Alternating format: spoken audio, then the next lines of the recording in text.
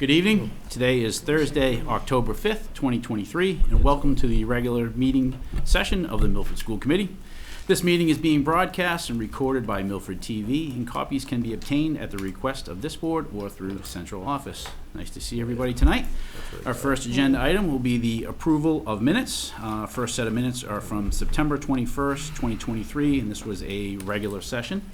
Any comments or discussions on those sets of minutes? Not seeing any, so looking for a motion to accept those minutes. Motion by Matt, second by Megan, all in favor. And that is unanimous with one abstention from Mr. Erickson. Yep. Excellent. All right. Next, we have the executive session minutes from March 9th, 2023. Just make sure I get those here. I know we've tried a few votes on those.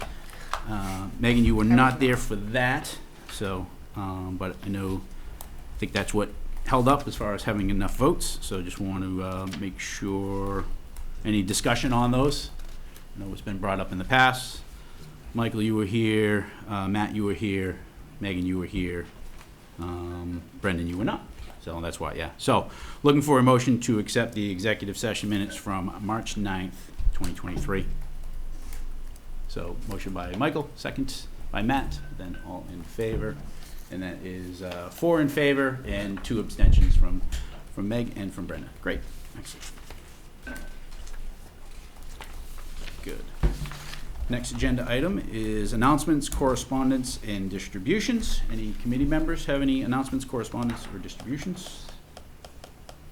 I met with Kevin and Craig, the chief of police, deputy chief of police, chief of fire department, highway surveyor, and director of transportation earlier this week to discuss safety at crosswalks, the sidewalks leading up to the schools, traffic patterns, things of that nature. It was a very productive conversation. Everyone had some ideas that they brought to the table. There's going to be some new signs that are coming in right here on West Fountain. That was actually unrelated to the meeting, but Scott was able to obtain some state funding. So, it's on everyone's mind. Everyone's conscious of it, and we're trying to think of just new ways to prevent potential accidents. So, yep. Excellent. Thank So you for that. what meeting was that at?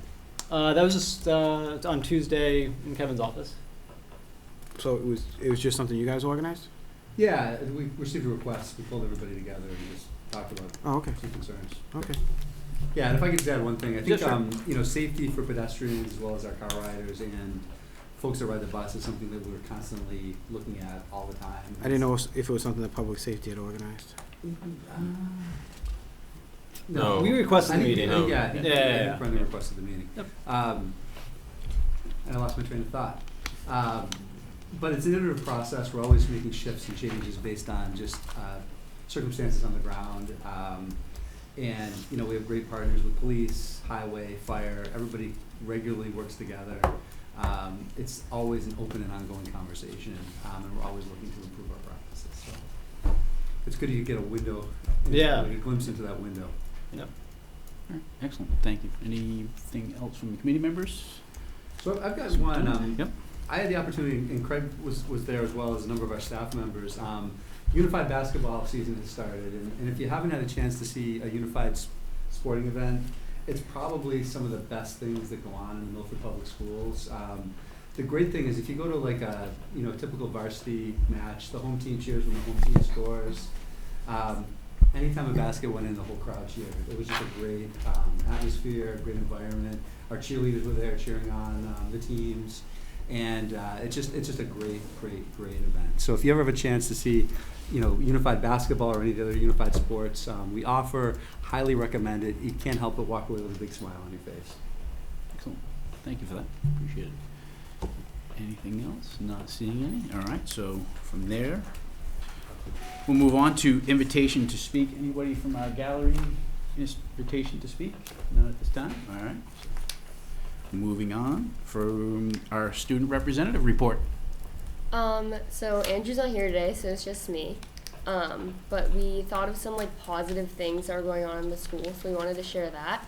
And then we'll go to some things that students have been saying that they aren't too pleased about or aren't as happy about. So our fall sports are fully underway. There's field hockey, cross country, soccer, volleyball, golf, football. They're all doing amazing work in their seasons. There's a football game tomorrow. It's not home, it's away. And the winter theater production has been decided. It's Clue. And then our homecoming dance is on October 28th. It's a Saturday. And for the dance, we'll have a week of like Spirit Week, and then we'll have pep rally on the Friday before. We also had a club fair for freshmen and any new Milford High School students. So club leaders made posters and shared information about their clubs, and it was like a gallery walk. So a lot of students have been complaining about the lack of like paper towels, soap, and toilet paper in the bathrooms. I know this is something for girls. I don't really know for the men's restroom, but I'm assuming it's a similar complaint. And a lot of students have also been upset about the like turf in the field not being complete with the track, because it's like messing with their practice schedules, because if you have practice from like 5 to like 7, it might get shifted to like 3 to 5 in like Woodland, for example, and it's kind of messing with people who have multiple sports or like multiple activities. So that's definitely been like a major complaint. And then this is not as big of a deal, but a lot of people have been saying like there's not a lot of like nasal tissues in classrooms, especially with like flu season and colds. People are just like complaining about that. I don't know how important that is, but a lot of people have been complaining about that to me, so I wanted to share that. And that's it. All right, well, thank you very much. Appreciate the report. Any comments or questions to our student representative? Yes. So I actually think it's kind of amusing that you bring up the last one, not in a, oh, that's not a serious issue, but one thing I noticed as a parent is every single time I go to back to school night, the #1 request that teachers have is for tissues. So I don't know if there's anything we can do to help with that, but that does seem to be a common, I don't think it's just Milford High School, I think that's across the entire district. So I don't know, I think it's interesting that students are saying that too, because I know elementary school teachers at least have been voicing that. Thank you. Any other questions, Matt? Well, first, just kind of to Robin's point, I think that might kick off a bigger discussion that we should probably have, because I have other things to kind of add on that same line, so definitely noted on that piece. I just to share, because I don't believe you were here last time we had any sort of update on like, the track situation. You can kind of bring this one back. The track project timing apparently is dependent on weather, and there was some sort of magical forecasting that they did to try to pick a window of, what was it, 3 weeks of as little rain as possible. We'll see what happens Saturday, but it is unfortunate that that's a big distraction. And I know when we were talking about planning these projects, we were trying to find a way to not impact the juggling of all the student athletes, because obviously there's homework that has to be done too, and you guys have a lot to organize. So hopefully, we're about a week into that now, so hopefully it'll be done soon and this can be behind us. But we obviously appreciate anybody's patience and understanding on that one. Thank you, Matt. Megan. Thanks, sweetie. I like you sharing highlights and then also sharing concerns. I was just curious, do you do outreach to people to hear kind of what's on their mind? Do they come to you and they know that you have this role, or just curious? I usually just talk to my friends, because I don't like do like a survey or anything. If it's just like friends talking and like generally complaining in like an informal way, I make it into like a formal thing. Like not a lot of my friends know I do this, but I think that's helps. what I was curious about. Okay. Because I think if they knew, I think they wouldn't complain. Fair. So. Yep. Excellent. Thank you. Anything else from anybody? Well, thanks again. Appreciate the update. We'll see you next month for another update. Obviously, I think a lot of the committee members wrote down exactly what you had expressed for some of your concerns, and certainly that's why you are here, because we want to hear from the student body side of it. So we appreciate your time and kind of collaborating with others. You know, obviously reaching out to more of the student body, as Megan kind of alluded to a little bit, would be obviously beneficial overall. But again, we appreciate getting that sense and getting those opinions. So thank you. Thank you. Have a great night. BD, I just offer Dr. McIntyre is about to do a track and turf update. If you want to stay even 5 minutes, you can get that breaking information. We're going to, Sorry. how long do you think our construction update will go? Because I know we It's talked really about dependent on the committee's questions. Yeah, we talked. Yeah, I'm not looking at you, Meg. Yeah, Crystal's gonna But you seem flip-flop. awful guilt-stricken. so Vidi, can you hang for another half hour, you think, or not? All right. Teachers, do you mind if Vidi hangs and we go through a quick little update on construction? I appreciate that. All right, so let's go to the construction side, the construction update, and we'll get to our instructional coaches just after that. That'd be great. Yeah, so if you want me to jump in, I can Yep. just do Brookside Elementary School edition. We're going to be doing a walkthrough of the new wing and classrooms tomorrow at noon. The goal is to have the furniture company deliver and assemble furniture on Monday and have the move-in process occur hopefully Tuesday and Wednesday for our teachers next week. I'm, always cautiously optimistic with this process because the goal line keeps getting pushed back, but it looks like we're very close to being done with the project. And I think a lot's going to happen in the next few days, and there's a potential we could get pushed back a day or two, but it seems like we're getting very, very near the end. And I don't know if John, if you want to add anything based on inspections or anything you've been doing. No, I don't want to add anything. I will be doing it. I'll be doing an inspection tomorrow, but it's not a final inspection, so take from that what you will. Okay. It's a progress inspection. In terms of, do you want to start with the track and I can jump in, Chris, or you want me to jump in with the I'll track? have you go ahead. Yeah, so the track project was always scheduled to be done in the fall, just based on the weather. And I'm not sure how they did their forecasting, but they weren't bad, because based on the summer we had with all the rain, there wasn't a lot of windows of time to do the project. Right now, it looks like we're at a point where we may have them step away from the work at the end of this week and then come back and finish it during another period, which could be like maybe a week to 2 weeks, and that's a little unclear right now. But the base has been put in, and if you've been down there to see it, obviously the field looks fantastic. And I think we're leaning towards, it looks like, going with a black track instead of the cranberry track, which might shift the project a little bit. But I think there'd be access to field in between when the work was done. But then there'd be another period of time and it's a shorter period of time when there wouldn't be access to the field.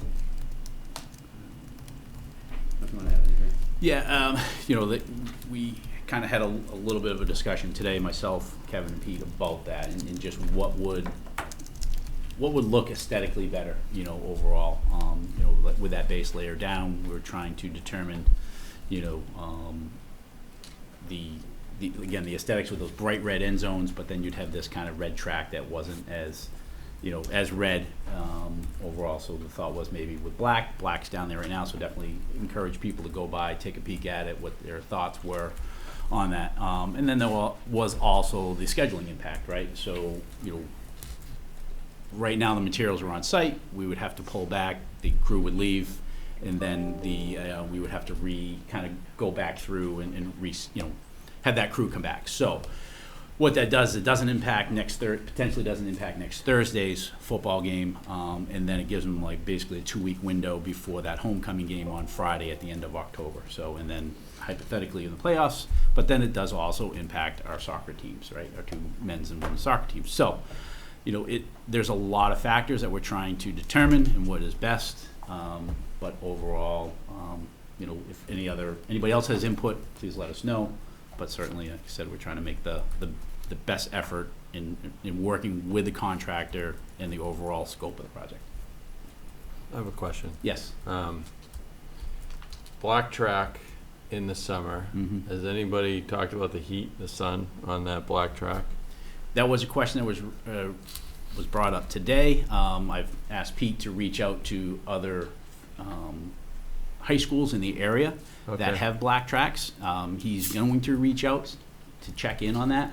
Attleboro has one, a black track. Oliver Ames has one. There's a few others that he's going to reach out. So that was brought up, and is that a concern, right? And the concern that we need to look into. Certainly our high school sports season is done by that, in a sense, July and August timeframe. Mm-hmm. But it does impact the rest of the community use aspect that utilizes the facility 12 months out of the year. So. All right. I wonder if the company has any insight on that too. Yeah. So, yeah, Robin.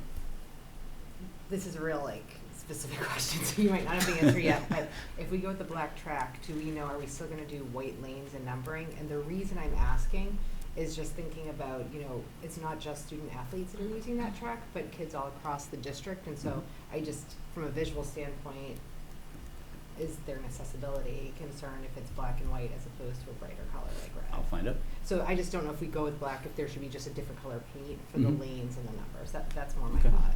Sure. I do think they were leaning towards white, and I can't remember exactly why, Okay. but I think they were leaning towards white for a couple reasons. 'Cause I don't think they can do red paint on the Yeah. track for some reason. It's like a, yeah, it's just a standard lane color that you would, Right.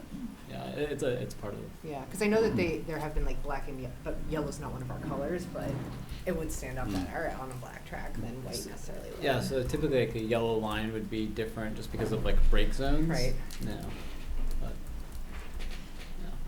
So we'll have to see what they come up with. Okay. So who's actually making the final decision?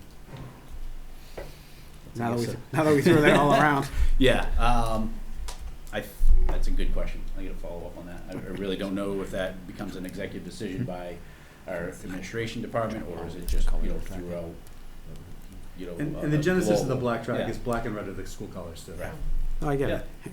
Yeah. Seems like whoever's making that decision's on the hot seat now. Right. Sorry.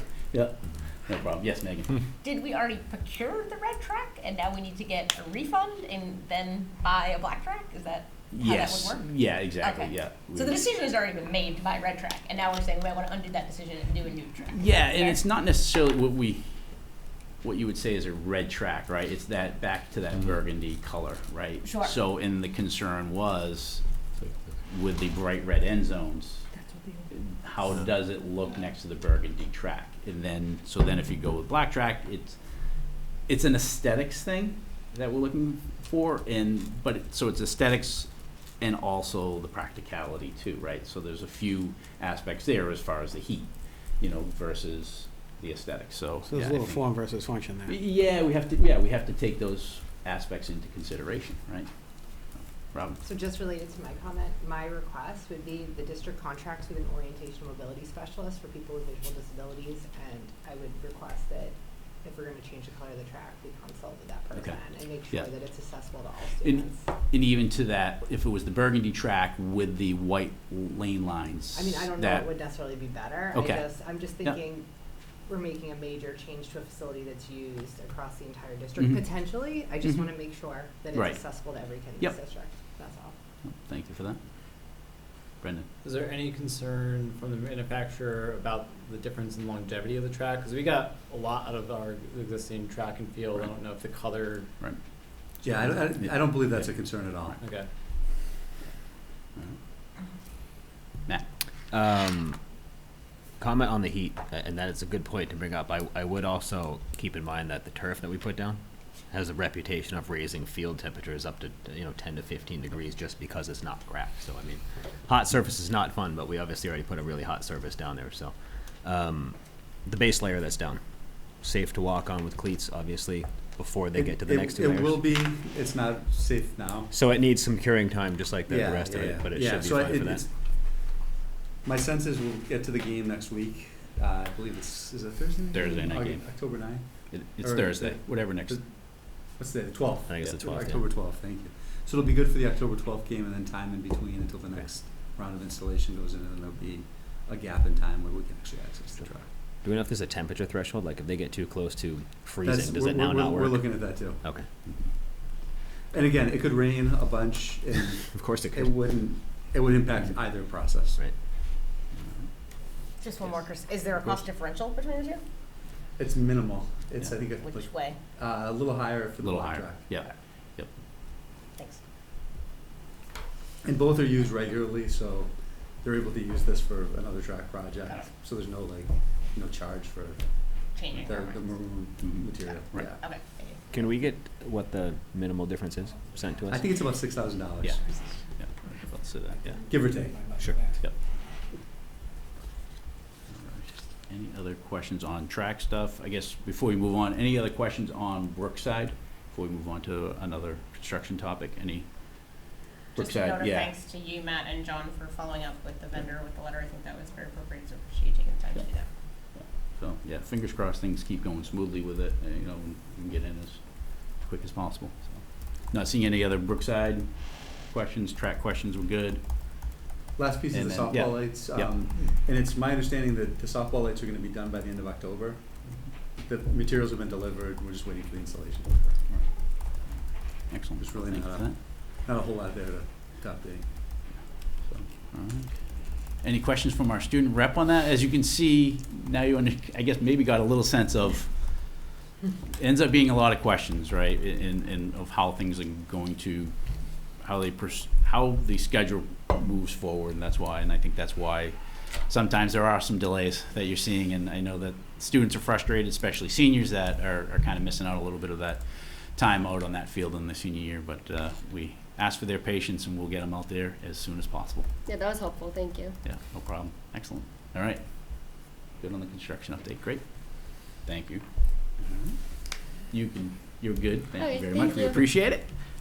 So yeah, I'm going to make a little bit of an adjustment to the agenda. I'm going to ask that our assistant superintendent for curriculum and instruction and assessment, Dr. Consigli, will have his team for instructional coaches come up and give their presentation. So Thank you. come on up and join us.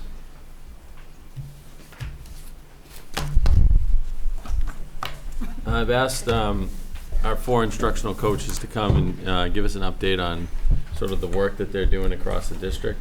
We have Jamie Lorendo, who works at Brookside, Kim Schmidt, who works at Woodland.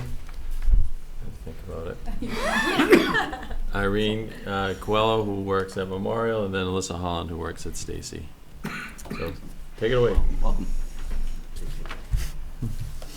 I guess we can skip the intro. Still our thunder, 'cause our person is going to be introducing ourselves, so we'll skip that. You're ahead of schedule.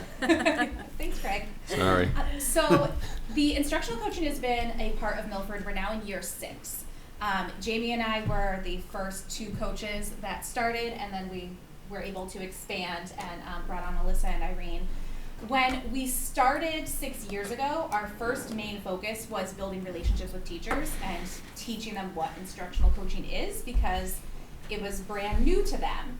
And we really had to kind of build that trust with them and let them know what coaching looks like. It's not us coming in and telling them that this is what you're doing wrong or this is what you should do differently, that it's really a partnership, and we really learn from each other to help them grow their instruction and help support their students. So when we started, we guided our work based on Jim Knight, who's basically kind of like a rock star in the instructional coaching world, and Craig was able to get us to a virtual conference from Jim Knight, which was really exciting. We learned a lot from there. And we started our work with instructional coaching cycles. So meeting with usually individual teachers, but sometimes teams, to identify what was going well in their classroom and what kind of wasn't sitting right with them and what they wanted to change. And then learning strategies to make improvements and tracking those improvements until they felt like they had achieved this goal. And that's the cycle, and then you kind of start over. So at the beginning, 6 years ago, that was really what the majority of our time was. It was building those relationships with teachers and having those individual coaching cycles.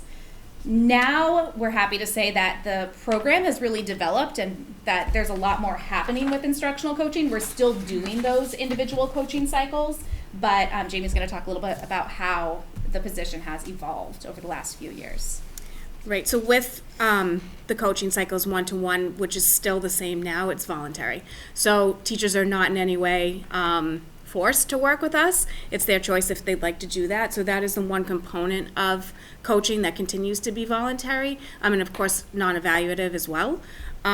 So moving on from what Kim was just talking about, now we have more of a collaborative partnerships with the administration, which in the beginning we kind of were keeping ourselves separate from that because we didn't want teachers to view us as admin. So we worked really hard to say this is the line between where we are and where they are. But as that trust was built, now we're able to collaborate more with admin, and teachers don't see it as a conflict.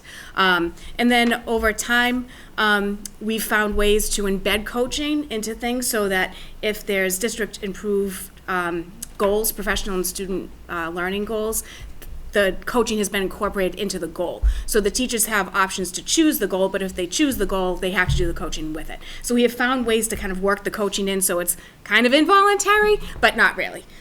So over the past 6 years, we've just been really building our capacity and being able to reach out in many different types of areas in terms of working with teachers and not going from one-to-one to small groups to teams to whole staff, and having that collaboration with administration. Yeah, so our role is multifaceted. In our presentation, we have the 10 roles and responsibilities for coaches, being learning facilitators, catalysts for change, instructional and curriculum specialists, supporting the classroom, providing resources, mentoring, being a teacher leader, coaching on data, and also being a learner. And each one of us will share examples of how we fit in these roles. I assisted with the implementation of the illustrative math program last year, was year 1, which included working with teachers to support students, working with the digital platform and unit planning. This year we are in year 2 of our math rollout, and I am facilitating grade level meetings where we are norming around the administration of math assessments. We've also, during the summer, we did work to amplify the assessments so that they are accessible to the diverse learners in our district. Okay, so this year, actually looking forward, one of my goals is to work with teachers to implement project-based learning. I'm not sure if you're familiar with that approach, but it is an approach that goes beyond teachers just doing projects as an end result stays within the classroom and then they take it home. It actually turns into a more of student choice that's all standards based and ties more into everything that goes along with Portrait of a Graduate. So students have choice in terms of what topic they want to research. It's their questioning that they're developing. They're working together with groups, and then it's over a long period of time. So they really have to do research and come up with this entire plan like on their own, so the teacher becomes more the facilitator rather than just here's the information and let's create a diagram out of it. And then one of the other key pieces to project-based learning is that the presentation actually is presented to people outside of the school. So even beyond having parents come in, but like for example, one of the first grade units is on animal adaptation. So we were kind of playing around with it with a couple of the first grade teachers last year and looking at creating a unit and we're like, how could we tie this into work with like people at the zoo? Like, how do we make this happen so we can go out into the community and have students really have it be authentic learning experiences that go above and beyond what just the curriculum is saying that they need to learn about. So that's my goal for this year, and Craig's able to send me to a training. One of the first grade teachers that I started a unit with last year is going to go to the training as well, and then possibly one other. So I'm very excited about that type of work. One other thing that's been keeping us busy, at least K to 5, Alyssa's very busy too, but but K to 5, we've been busy this year supporting teachers with PD around the science of reading. So we've partnered with Keys to Literacy. Last year, the 4 of us went through the professional development that teachers are doing this year. So we did the PD ahead of time and we went to a facilitator training so we could learn more about basically the strategies that teachers are using and how to support them with that. So as teachers are working through their professional development modules this year, we're able to support them by facilitating team conversations about it, working with individual teachers to answer any questions that they have. As the PD moves on, it gets much more focused on strategies. So that's where we'll be doing a lot more work with going into classrooms with teachers and helping them implement strategies, whether it's observing teachers doing the strategies and giving feedback and having conversations after, or whether it's modeling strategies, helping teachers plan for using those strategies and where to incorporate them into their instruction. So that's a big focus this year of all K to 5 schools, so that's a big focus of our coaches as well. So at Stacy, my first year was the first year with our new administration, so it was really a big learning year. And at the end of that year, we spent some time looking at our school quality measures data, which is a survey that we have through our partnership with MCIEA. Our staff members take this survey, and so do our students. And I created a data protocol, kind of knowing where our teachers were at culturally and just, kind of as a staff, we were in not a great place. And so how do we kind of honor that and move us forward? And we did this real deep dive into our data and realized we needed a lot of work on that bottom tier of needs around safety.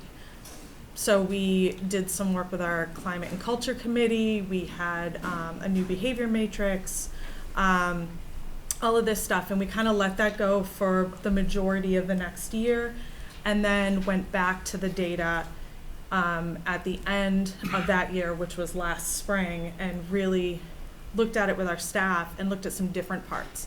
The big one that really stood out to us was the fact that we were rating ourselves pretty high on our practices, and so were the students. But when we looked at the teacher and student data around performance, engagement, all of these things, it was very low. And so we put that data back up as a staff and facilitated a discussion with the staff members, and we all got to a place where we said, you know what, maybe our practices aren't where they need to be. And so we spent some time, I did a PD on learning standards. At the middle school, it's very much like content. We got to get through the content. And what we realized we were losing is the fact that our learning standards are not just content, there's also what the students are supposed to be doing with this content. They need to be explaining, evaluating, analyzing, and we really weren't doing that. We felt like the students weren't able to do these things, so we took them away. And, and COVID and all of that, contributed, but we're at a place now where we need to move them forward. So we started to develop some norms around what do these actions look like for a middle school student. And that really led us to understanding that we needed to incorporate more performance assessment. You can't analyze with a multiple choice test. You can't explain or describe with a multiple choice test. So what does this look like for a middle school student? And we started really delving into that as a staff. And we have a lot more staff members now engaging in the performance assessment, student learning goal and professional practice goal, getting training, working in TCT with their colleagues and collaborating and moving in that direction. And the great thing about it too is that practice that we've adopted through MCIEA also dovetails with the IM work that we're doing, with some of the science of reading work that we're doing, Open SciEd, which is our new science curriculum. So all of that really kind of has moved us in that direction. So everybody feels like even if they're not adopting a new curriculum, they're moving together as a staff toward a common goal, which is not something we've done in a long time. So ultimately, through all of these ways, our goal as instructional coaches or as a school in general is student growth, right? We want our students to learn, we want them to grow. And what we do is try to create that collaborative environment that helps teachers feel as though there's a space for them to come to solve problems, to figure out what works, to experiment, to reflect, and to have someone to really bounce those ideas off of. So there's a lot of times where we will be in class, hands-on, we'll have, private meetings. It looks different depending on the situation, but ultimately, if we're engaging in this practice, then we are moving our instructional practices forward, and then the hope would be then that we are improving our student learning. And ultimately, we focus on our impact on student learning, and we analyze a lot of data, transcripts, we observe students, we do student interviews, we look at student work, we work with teachers. And an example at Memorial, I really worked collaboratively with the teachers during the math implementation, modeled lessons, work with students, and we saw measurable growth in their verbal contributions by the end of the year. So there's that and a whole lot more. Thank you very much. We appreciate your time coming in. Open it up to the board for any questions or comments in regards to the instructional coaches. Not seeing. Nope. All right. Do you want to go? Go ahead. Robin's up. Well, thank you for describing your roles. And so I guess just kind of, if you don't mind, I know how you said it's totally voluntary for teachers. So what is like the process? So if I'm a teacher and I want to access you, what does that look like? Do I email you directly? Do you get like I know you say it's voluntary, but maybe I'm like skeptical and I'm like, is it truly voluntary? So that's why I'm trying to just understand kind of how the process goes from a teacher just teaching in their room to working with you. So I think that goes back to the building relationships, and one thing we do at the beginning of the year is make sure, we remind people what coaching is, we remind them how to get in touch with us. Like, my office moved, this is, I'm always telling people, this is where my new office is if you need me. I think a couple of us at least have, like in my email signature, I have where they can click and add a meeting right to my calendar, which a lot of teachers use. And for the most part, like, I think just like in the classroom, proximity is important. Mm-hmm. The more they see us, the more they remember, like, I can talk to Jamie about this. Mm-hmm. So it is mostly just the teacher coming to us and scheduling something. Lots of times they might talk to their colleague about something, and that person says, you should talk to Kim about that. So we get a lot of that. In terms of administration, one thing that, like we said, it's not tied to evaluation. So what does not happen, and we've made very clear, and the administrators are very good about that it's not happening, is, if an administrator observes a lesson and the lesson doesn't go well, that administrator is not going to say, you need to go and meet with the instructional coach. Because that just turns it into, now I'm the, that it doesn't it's not productive when they don't want it and they're told. There's a whole lot of issues with that. But there can be cases where an administrator says, like, oh, Kim might be a good resource for this. Like, you want to work on this, go talk to Jamie. And that does happen as well. But I think with working ourselves into the goals has been a nice way too, because we say, oh, if you want to work on this, then, Kim's a person you can go to. Or by going to TCT meetings when they might be talking about an illustrative math unit, while you're there, they realize, like, oh, you can help me with this, whether it's related to that topic or something different. So logistically, it is mostly the teachers reaching out to us, but we make sure we're very visible and they know how they can do that. And one thing that changed last year was that for the mentoring program for the new educators that are coming in, Craig has asked that the instructional coaches do the first classroom visit in the follow-up meeting, and then their mentor does the second one in the spring. So that has been a great opportunity for us to describe, like, what it is that we do to them when we do what we can do for them during the follow-up meeting. Because oftentimes, like, I'll ask them and say, was there a coach in your previous district? And a lot of times they have no idea what the position is. So it's a good opportunity to have that discussion with them too, and that can lead into, all right, well, I could help you with this. You can, email me if you want that support. So. And I had one more quick question. Of course. Too. So, and I don't want to misquote, but Irene, it actually goes back to something you said. So talking about, I think you said, for like the illustrative math, amplifying the assignment or the assessments for our students who might have diverse needs. What does that look like? Well, we worked with the supervisor of math, and it was adjustments to the language, but we were very intentional that we didn't change the rigor or the content of the math. Every student is still assessed on the standards, the grade level standards, but the way it was visually presented might be different, the way it was worded might be different, but all while maintaining the integrity of the math. I just had a couple questions. First, it's great to see how much the program has grown, because I remember when we first started, so it's really exciting to see the four of you here. Kim, both you and Irene hit on this. I was just curious. It sounds like your involvement in both the math and the literacy pieces is quite intentional in terms of as we're embedding new curriculum. Are you is that correct? And are you all participating in sort of like the math committee and the is that all very intentional and part of the work that you're doing? So correct in that it's intentional. Okay. Yeah. In terms of the committees, some of us are on some and not others based on other commitments, but we are, communication's at a point where it's nice that, like, even if I'm on math committee, then I can kind of, if there's things that apply to everybody, can distribute that, or same with literacy committee. But it is, you're right, it is very intentional. So especially when new initiatives are rolling out or new curriculums rolling out, directors and administrators are thinking about how coaches can support that and kind of working us in. That's excellent. I agree with Kim. we do different committees and also building-based committees. I facilitate the Literacy and Family Engagement Committee at Oh, great. Memorial. Oh, excellent. Thank you. Alyssa, you talked about data, which I just loved. Like, let's like get into the details and focus on it. So I'm really glad that you mentioned that.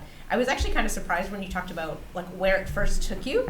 Like I'm going SEL, right, versus the instruction piece, and then going back to like Maslow and the hierarchy, and like you have to fill the bottom level needs. So that feels really powerful. You're only one person in that building, so maybe talk a little bit about like the collaboration. Like, are you primarily with like the CTLs to do some of the work that you're talking about? No, I'm with some of that work, we had a committee. Okay. So the data dive really facilitated the formation of the committee. It like highlighted the need for the committee. Sure. And then I was called in to kind of help out with some of the instructional pieces because we did, 3 days of lessons with our students at the beginning of the year. So we kind of, I helped with some of that. And then we, so we really, it was like an evolution. It was sort of building the plane. It was taken off. We Sure. were just like not sure where it was going to go. And that's part of the thing too, like when you're looking at data, some of the scary piece of it is like you don't know which direction it may go in or what people may see in it. And so just really opening ourselves up to being vulnerable and saying, let's do this.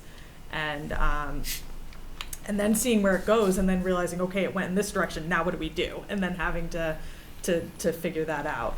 So I'm with, I'll meet with teams quite a bit and facilitate like, if we're coming up with a new idea for a lesson or a unit, what does that look like? And how do we kind of, you take these like 3 very different individuals and what does it look like in our classrooms and for the different needs of our students. Sometimes it's an individual teacher that just has a concern. So it looks, the great thing about it is it looks different every day, every year, every week. Like you can't predict, which is fun. I think what you spoke to about the performance assessment piece is so critical. How do you think about adoption of that, right? Like, of course, it's not like today everyone's, like, how do you think about kind of growing that and expanding that and kind of getting it through the building? It's a very different way of instructing. Like, you can't just teach the way we've always taught and then put a performance assessment in because it feels like a bomb was dropped, the kids are just like, whoa, what is this? So you really realize it has to change your practices. And so it's a very iterative process and, we are, we have a lot of different staff members in different places with it, but ultimately, I think the fact that we're all moving toward it together is really important. The performance assessment piece of it is it could look different in every classroom. It could be, and it doesn't mean that it's like a poster project or something. It could be like some of the ones that we've done, we have like, a really intense argumentative essay that we created where the students choose someone that they think is worthy of a monument and then they have to argue for that person. So it's meant to embed the standards and have the students work with it and grow with it throughout the learning process. So a lot of students that go through the process don't even necessarily feel like they're being tested. Like they may go the entire year and not feel like they had a test because it's just it's so seamless. It feels like all the investment that you made in MCEIA, I always get the acronym incorrect, and your science like background have like really found like the perfect home for you in this job. So thank you all for coming to share. Other questions, comments? Yes, Brandon. Yeah, just one quick question, and thank you for your presentation. You said that it used to be mandatory, now it's not. For new teachers, it's not mandatory as well? No. Or- So it was never mandatory. Oh, I'm sorry. For the that's okay. Yeah. For the new teachers, that first observation Okay. is mandatory, which they used to just do with the mentor, and Got now it. they do with us. But I mean, we encourage them, Yeah. I've seen some new hires that in the first year they wanted nothing to do with the coaching, and I think like they just have a lot on their plates, Sure. and Good then investment. this now for some of the second years for some of them they've come around, which is great. So yeah, But what we don't want is for all the teachers to think, okay, instructional coaches, they're only for new teachers and teachers that are underperforming. That's what we don't want, because then nobody else will go see them. I don't want to be seen with them. I'm not an underperformer. Makes sense. Yeah, and so I think they've done a really excellent job at that. And I think where we've had the best return is when administrators keep putting them in front of staff, and not just in the one-to-one, but in small groups and big groups. I think when administrators support them, then teachers get on board. Quick question, it sounds like obviously you meet with, from the math curriculum side and literacy side. What about outside professional development? Are there instructional coaching seminars that you were able to reach out to other instructional coaches and try to kind of grow and evolve what you're presenting to the teachers that you're trying to help? Mm-hmm. So we attended the virtual conference. Well, that was during COVID, I think. So we did that, and then like the project-based learning, I'll go to that. That's a 3-day training. We did meet up one time with one. Well, I'm trying to remember what that was. From Mendon. Remember that coach?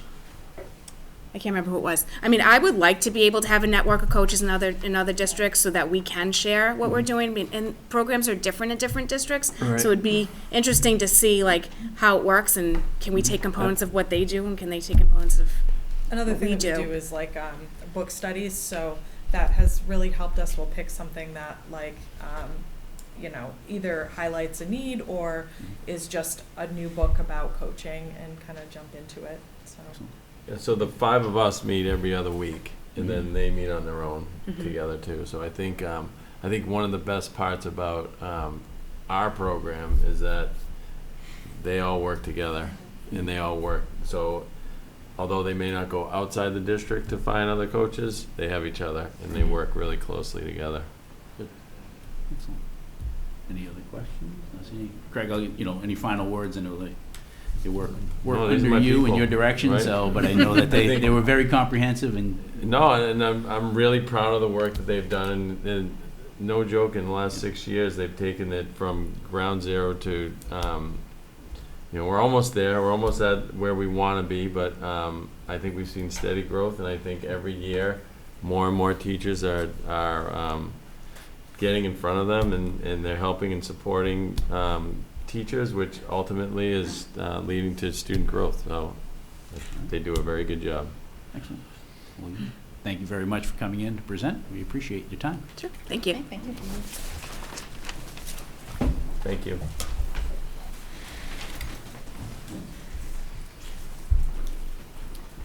Moving on, Matt, do you want to start setting up for capital and for org chart? Our next item will be the Labor Management and Contractual Committee. Basically, with the new MTA contract, becomes a new committee, the Labor Management Committee, which will take place the former Morale, Health and Safety, and it should be Technology. It should be, sorry, in front of me. The And technology is one of them is too. Technology? Oh, I didn't realize that. My apologies. Then. You were right on the money. I was on that. All right, so all right, so right now, health and safety was, I believe, Robin, right? Or no, sorry, Megan, and then culture was Robin. So what I'd like to do is keep the two of you on this new labor and management. I know I've asked you guys offline on this. You guys were okay with it. There might be some scheduling conflict, so that's why I think it would be beneficial to have the two of you on there. Sounds like I didn't realize, I apologize, that technology is also a part. I'm going to look at our two guys that are on the technology committee to see if one of you guys would be willing to jump on this. They meet, and I can't remember off the top of my head. You said they're gonna be Thursday or Friday. Thursdays or Fridays in the late afternoon, after school time. So, technology-wise, right? So we're still driving the same. What we could probably do, Chris, if you're open to this, is we could probably call them in if there's a technology issue. Okay. Yeah. The technology committee was originally set up for when new technology was brought into the Right. district, and that was really prior to the proliferation of technology in schools. Mhm. But I think we could call, if they're amenable to it, Matt or Michael in, if needed for a technology issue, if that works, so we're not staying. Yeah, that's fine, yeah, like I said. And Yeah. So what I'll do, I was gonna put myself on the board anyways as that third member, just if one or both of you cannot make it, I was going to be on that board. So what I can do is if there is a technology topic that needs to be discussed, then we can look towards Matt and Mike here to from the MSA who's communicating to us. Correct. Yeah, Yep. I understand that. So Yeah. now, I was just going to add to that, the technology committee that consists of Michael and I and Nancy is, I think, separate than the district is. technology Oh, it is, okay, group. it's my apologies. So All we right, so we'll we stay on really that. address other steering Okay. project level stuff. Yep. But if there's anything that we need to be added to those Alright. four, absolutely, just let me know. Perfect then. My apologies for But that just to- confusion there. If I could jump in, Yeah, just to please. clarify, there was an original technology committee that was in the contract, and that's Okay. different from the technology kind of steering committee that you guys Okay. were part of. All right. So we didn't, yeah, because we did not have anybody on that. Like I said, I had the health and safety and climate, culture, and morale, so I wanted to merge those, so. Anyways, so thank you. I appreciate your willingness to meet on those committees, and like I said, I will also be there to assist. So any questions or comments on that? Not seeing any. Good, all right. Moving on then to our next agenda item will be the capital plan review. So does that go over to you, Ms. Perry? For I capital believe plan? this is our latest Yeah. capital plan, which was voted September 5th. I did actually speak to Zach today, who formalized our numbers for our article for the Stacy boiler replacement and the netting and fencing project. I do believe it was a school committee member that would like to have a few additions and maybe discussion around our existing 10-year plan, where things might fit, and recommend. Excellent. Well, thank you. Appreciate that. Yeah, and I guess quickly, regarding the two articles, I have been in touch with Mr. Correa. Most likely, he'll have our committee come in just to go through and explain what the ask is and to defend that ask. So, obviously, the meeting is October 30th, I believe. So in the next few weeks, we will probably see a request from the finance committee on that. So hopefully everybody can make it. Again, we'll go through the what and why on those. Also, I will open it up. Anybody have any, I guess, comments or discussion in regards to this current plan? Any additions they see or any type of movement that they want to talk about? So I'll open that up for anybody.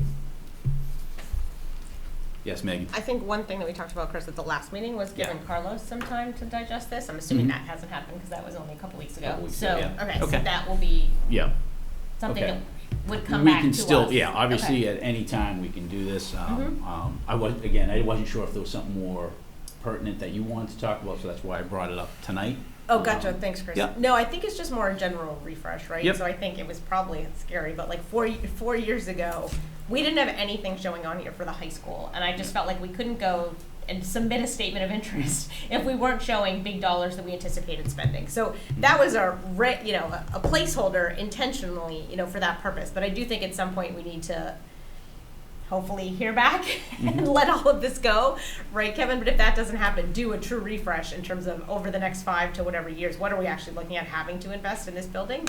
Obviously, we want it to be as minimal as possible, but what could potentially go wrong that we should be forecasting so that these are helpful numbers to the town, because there could be some significant investment we need to make. Yeah, I think one of the things we're gonna do this year is we kind of redevelop the long-range education facilities plan. I think we won't just look at the high school, obviously we'll look at all the buildings, and Carlos is gonna be a critical piece of that, as well as the subcommittee members. So those probably go hand in hand, Kevin, in terms of the update. I think that makes so. sense. Yeah, I think so. And that's by the end of the year. Ideally, we may get into it and say, Sure. hey, we're gonna extend this to Okay. the following year. That's very possible. Okay. It will be, capital plan is always a part of our budget ask of Mhm. principals. Fair. With a 5-year outlook, so we get a lot of good feedback from them. I will say what has me concerned over the last 2 months, now remember we had the roof assessment in the summer, and I've reached out 2-3 times to the vice president of Tremco, and I have not had any results of that test, nor any warranty proposal extension. So that's a concern. I will follow up between now and our next meeting, but that may not be good news. We may have to fund some roof money for issues that happen over the next few years and be on our own as the high school project is under review. So that's something we're going to have to talk about over the next few weeks. No, I believe on that same topic, the MSBA has extended the life from 20 to 30 years for a roof. That's so nice. I don't know. Again, I don't know the science behind that, but that was something within the last year that came out, which was very interesting. Yeah, to say the least. All right. Other questions? Go ahead, Mike. So when you mentioned that you were working with the VP of whoever it is, have they responded and just not giving good answers, or are they just not responding? Have not responded. I would prefer not to talk about specific companies in just our open meetings. I just don't think that's a great practice. I think it's good to say, hey, we're engaging in these conversations, but I wouldn't recommend just talking about specific companies. I was wondering if, what if they're not interested? Well, they haven't responded, so it's one of two things. Well, they're not Either the gentleman that I'm working with has not had the time to pull the report together, but I thought the same thing in where you're going. I don't think it's an area that, I just think, do they offer? they haven't said they're not interested, so I think that's a good thing, but I just haven't had that But communication. wasn't it about a year ago where they were pushing us to sign on for an extra period of time? Yes, that was when we had the meeting. We had them in here one Yes. meeting, and Right. We were coming to the end of life. They were pushing us, and we apparently let that opportunity pass. So September it expired of this year. Oh, they've already expired. Yes. Huh. So we may need to think about putting some funding aside for our roof to maintain it. That's my only request. And we'll do that again during budget. Mhm. Do you have any, no, I'm not going to ask the dollar amounts, because it would be a shot in the dark, I'm assuming. And how far out would we be I looking? don't believe we received any proposals from them, Yeah. even when we had the preliminary conversations. I didn't get any. Okay. I know that. Yeah. But realistically, if we were truly to maintain our roof with the amount of leaks we have, I think it's a larger number than we could assess because of the fact that I don't think we've been taking advantage of that warranty like we should have. So I don't know the number of calls we would actually make. Okay. Megan? Thanks. Kathy, can you just give me a refresher on where we are on the ADA compliance and the plan path forward? The town is still supporting Okay. an allocation every year, and we do a project. What I typically do is every other year, because I usually need about $100,000 to do something very substantial. We talked about curbing in some areas for wheelchairs on different schools that Okay. might have older ability to access. Sure. So yeah, this year we'll probably be doing a project in the spring. Okay, so in 2024, we have over $1 million planned. Do we have a lot more planned in that time frame that's specific or TBD? Absolutely. Okay. Our ADA assessment was done probably, my goodness now, 16 or 17. I was gonna say at least 4 years Okay. ago. And we were looking at almost $2 million. And Woodland was part of the greatest assessment of the lack of ADA compliance. The old Woodland. Thank you. No, the new Woodland. Oh, really? Yes. The counters, there were a lot of areas that were identified. So Okay. that So came it's at a just big surprise. executing against that plan. And Yes. for next year, there's some larger work planned based Correct. upon what I'm seeing here. Is that fair? Yes. Okay. Thank you. Now, the high school really builds around the plumbing in terms of the bathroom fixtures, and we've been kind of doing that obviously within our own budget. But there are some areas outside of the high school that would cost significant money. Okay. Thanks. In that window of time frame where we need to be in compliance, is there a window, or is it just that as long as we continue to show strides and progress. improvements and go? Because again, like Megan said, there's $1 million on this budget for next year. Do we foresee that things kind of pushing off, and you discuss saying it's really only $100,000 that we're doing a year. So I guess you're trying to. It's the town, I think, has been giving us $50,000 every year. So like I Okay. said, ideally, I would love to do the preschool playground and do the appropriate surface. But if we are chosen, I think we wait a year for that. But I would love to see that playground get updated. So that's where our students really need to have the wheelchairs. Yeah, and I'm just looking at it from the standpoint when FinCom sees that far this, right? And FinCom sees that, and every school has hundreds of thousands of dollars worth of ADA compliance upgrade requests. Yeah. So my point was too that Yeah. that was about $2 million, and that was 4 years ago. Yeah. So that number is just growing in terms Mhm. of trying to reach Right. that benchmark. Mhm. So we did put in the placeholder to try to address that a little greater, Mhm. if we could, with the town. Okay. And I can scan and send you, That would be helpful. If you yeah, don't mind. just to Thanks, see Kathy. what the assessment team did Thanks. and where we're lacking in terms of the compliance, Definitely. just so you have it. Definitely. All right. Any other questions?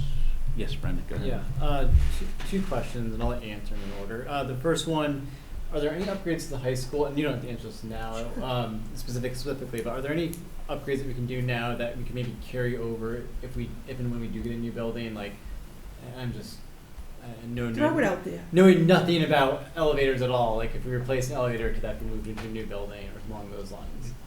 I don't think it's as easy as saying that. It's probably not, yeah. And I mean, that's yeah. the difficulty, so, Right. right? So, something like an elevator, I don't think the mechanisms would shift And I think that's a over. bad example, but, yeah, and just in general, when you just We've read- talked about building around the pool and updating the Yeah. pool, and, yeah, Sure. so it's just difficult when it comes to the capital plan, so to speak, with renovating or upgrading. Absolutely. And then the second question is like if we can combine projects, like I see like Stacy is getting new Stacy new bleachers, and also the high school a year later would be due for new bleachers, or theoretically due for new bleachers. Getting the contractor to do 2 bids at once, is that favorable to us? Does it not really matter? I don't know. I have to be honest, I think we did a Stacy repair that was significant on the Stacy bleachers about 3 years ago, and I haven't had any complaints since So then. I should probably get. It could be pushed off. Okay. The same thing with the memorial elevator. Again, we did a significant repair, and it seems to be working very well, so that Okay. again could be pushed off. Yeah. But I would like to go through the budget cycle and kind of update all of those, and then we'll do a new vote in January. Excellent. Thank you. Any other questions on that? Go ahead, Michael. Back to the warranty. I know this is a fun one. So were we proactive at emailing them before it expired? Yes, we started that, I would say in the spring of this year. Okay, so That's why they came out and did the assessment, so they could give us a warranty proposal. And I would say we were having conversations in the fall of, was it 2022. I was making sure that we Yeah. were, okay, so we're still waiting for this proposal. Yes. That's, okay. Yeah, Yes. They're not responding now. Correct, so we're That still, makes- it's still Yeah, okay. That's more context there, okay. Okay. Yeah, I would like to push hard. And then we can evaluate whatever that number is in terms of what the warranty cost impact will be, then we can make or at least have a discussion, where do we want to go with that and how long they're proposing it for. Questions? I'm going to throw one other thing out there to see if we want to add to this. There has always been discussion from the FinCom Capital Committee as far as funds being out there for an additional turf field in our community. So I'm just wondering, I'm not saying put it on for next year, but do we look out at, say, in 2026, 3 years out, and put a placeholder for that? Granted, I feel the next phase of this, of the high school could determine how that is impacted, but at least to get it on this plan, so that way FinCom sees it, and at least we can start planning it, and we can kind of shuffle it left or right year by year if we feel we need it. But again, I think the town has some funds available, so I think for us to take advantage of it would be in our best interest. And again, we're looking out 3 years from now, so just wanted to throw that out there. I thought we discussed that that came up recently, Chris. I thought the next action was to sit down with parks. My question would be, is that a Right. school item or is that a town item? And Yeah, given we don't have a lot of land, maybe Right. it's Yeah. a No, town I was thing. gonna add to that. Last time I thought we had this discussion, I thought that FinCom was specific about that money already being parks money to put it somewhere in town. To my understanding, no. Okay. I mean, that's why. So where we again, would put it, I have no idea. So, but so okay. here's what I would say, right? Let's put it on our plan. Yeah. Let FinCom drive us to say yes or no, right? And that's why I want to put it out there. So we will not have a discussion with FinCom until it's on our plan, right? Openly, right? So that's why I'm advocating to put it on there now, again, 3 years out, as a placeholder, so that way, again, it brings up the discussion from our benefit. And we could, in a few months, it could get knocked off, or it could get moved around. So, again, just wanted to throw it out there, see what everybody's thoughts were. And I would see no harm in that, and I can honestly say, like, we never have enough field space, we never have enough court space. It's something that we could, between, middle school, high school, and youth sports, could fill, in the snap of fingers. So Sorry, I'm just confused. To clarify, it would be post new high school here? I don't know. That's why. Okay. So, and we don't know where we're going with the high school as of right now, Noted. right? So I like the idea just because it puts it up, puts it on there as a placeholder, as something that we're looking at, but maybe we push a lot of things back for a lot of reasons. But I think Chris's point's a good one. If it's not on there, and we bring it up like in say 26, and say, hey, we'd really like a field in 27, it hasn't been on the plan for like 3 or 4 or 5 years or whatever. I don't think there's any harm in putting it on there. Okay. Yes. Are we also gonna put lights on it, on the plan for the new field? So, because that would be a separate item, right? It could be part of the entire project, I would say. Yeah. And I guess, quickly going back to your point, I'm not looking to step on toes No, for I know. parks, right? This is, again, just something that I'm looking collectively to try to benefit our student-athlete population. And as Kevin just said, there's never enough field space, right? The way that the weather has been most recently, another turf field would be very beneficial. As we just saw when, 10 years from now, when the turf and track has to be redone, at least we have another field we can fall back on. That's a full-size field too. So, again, just thinking ahead that way. Megan? What's the MSBA reimbursement process on that, Kathy? Would that potentially get included? But could you add that to a new project or a reconstruction? I don't think fields are included. I don't I think they are think they're the either, but same I'd as have to double check pool. to confirm that. No? That's. It was on the Woodland project. I You think think we it was paid just- full boat? We paid for that, I think, Craig, I'm because not we had sure. extra money at the end of the project. Good job. 'Cause I mean, we could confirm that, but I don't Pretty know. sure Kathy's right on that. I think it was part of the project, but it was not reimbursed. Okay, thanks. I'm all So- for more fields. I think it should just be a discussion versus an additional maybe to our capital plan at this point, right? That would be my recommendation Discussion, with the town, like, so if Yeah. there's funding, Well- if someone can support. I don't think Right. it needs to be on our capital plan to do Oh. that. so I guess the question is, how do we discuss it if it's not on the plan? Do we just bring it up next time with FinCom? That's all. Why don't you just engage with Al Okay. and figure out the right avenue to Okay.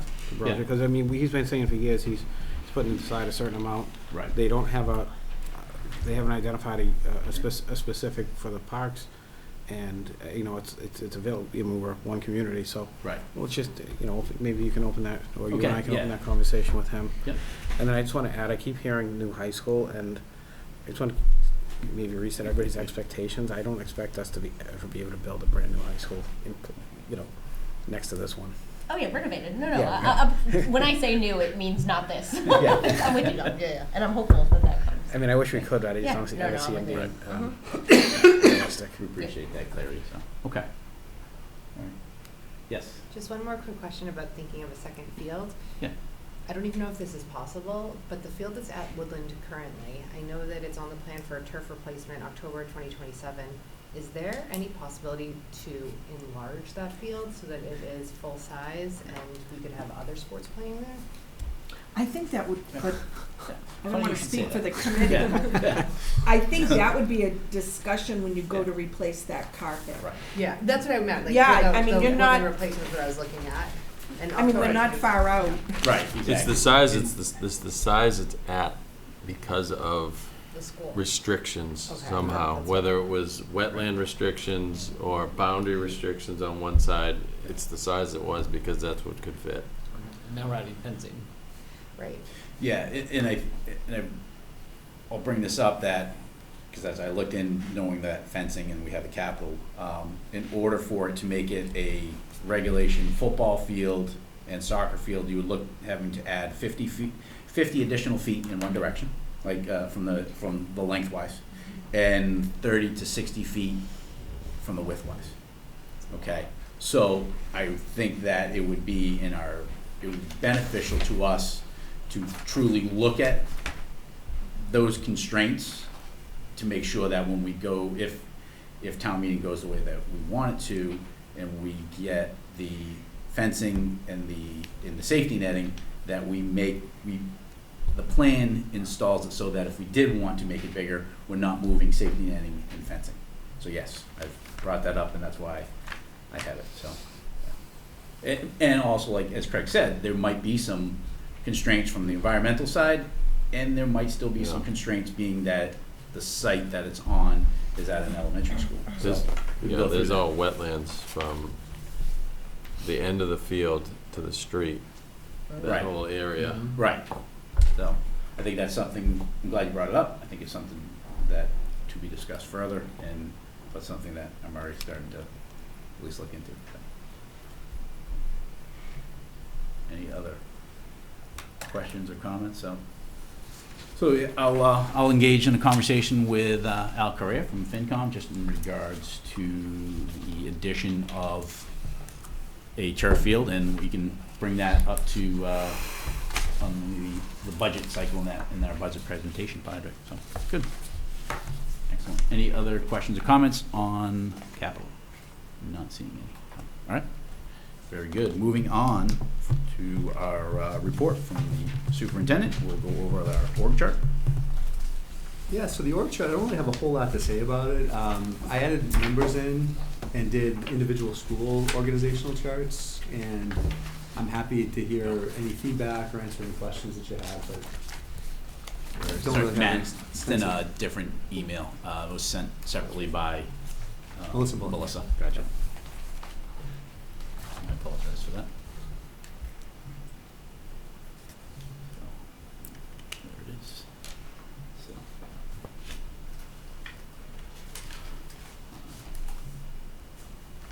So yeah, I know obviously Dr. McIntyre wasn't here at the last meeting. There was some questions there. I think has been some adjustments to that, so I guess we can kind of go over things. We can,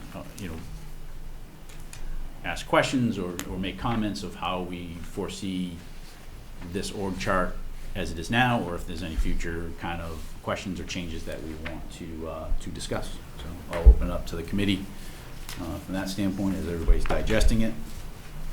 As you're looking through it, one thing I noticed on the big district-wide org chart is we had initially put like Title I director, curriculum coordinators, curriculum team leaders, mentor program coordinators, and mentors, which aren't really unique positions. They're stipended positions, and they probably don't make sense to be on this chart.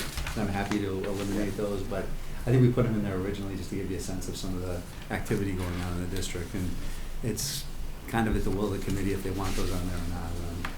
Happy to do either. But I wanted to throw that out there. And again, that was the Title I director. That's on like the district-wide one, the detailed positions. The other thing that might be helpful, and I know I had a little bit of an email exchange with Michael over the last few weeks around this, and he was looking for more of a breakdown by position, and that might look better in a spreadsheet than an org chart, because then you can actually make comparisons with the number of students and you know, the different, and again, you know, I don't know what level of granularity you're looking for. In secondary is a little different than elementary and how it plays out. But the other thing I want to point out, like this is actually interesting in this one, is if you look at Brookside and Memorial, I said I wasn't going to talk, so I'm lying again on that. But if you look at Brookside and Memorial, you see a big discrepancy between behavioral assistance between the two schools. And you'd say, wow, you know, I know Brookside's a little bigger than Memorial, but the reason for that discrepancy is that Brookside has sub-separate special education programs that have students in those programs that require more behavioral assistance. And those programs are housed at Brookside Elementary School. Just an example of like, wow, that number jumps out at me.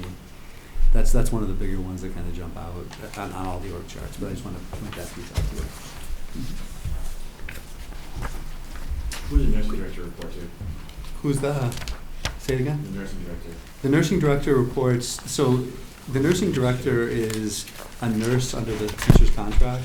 So she is evaluated by the Shining Star Early Childhood Center director. Oh. But I also work with her, like I tend to check in with her once or twice a week on a variety of issues. District-wide? No, it is, but that's a Oh. stipended position. So what's historically happened there is the position was placed at Shining Star because of fewer students at Shining Star. And so the directors worked out of Shining Star just historically. And the director of the preschool is historically evaluated. The nurse who's in the teacher's contract. But again, I work with, just like I work with the athletic director on a very regular basis. I mean, Pete and I check in almost every day. And I would say Nadine Pomeroy is another example. So Pete's not in the teacher's contract. Nadine is in the teacher's contract and was evaluated by, I believe it's Josh Otland, but it's shifted over the years between the high school and the middle school principal. And the athletic director's evaluated by the high school principal.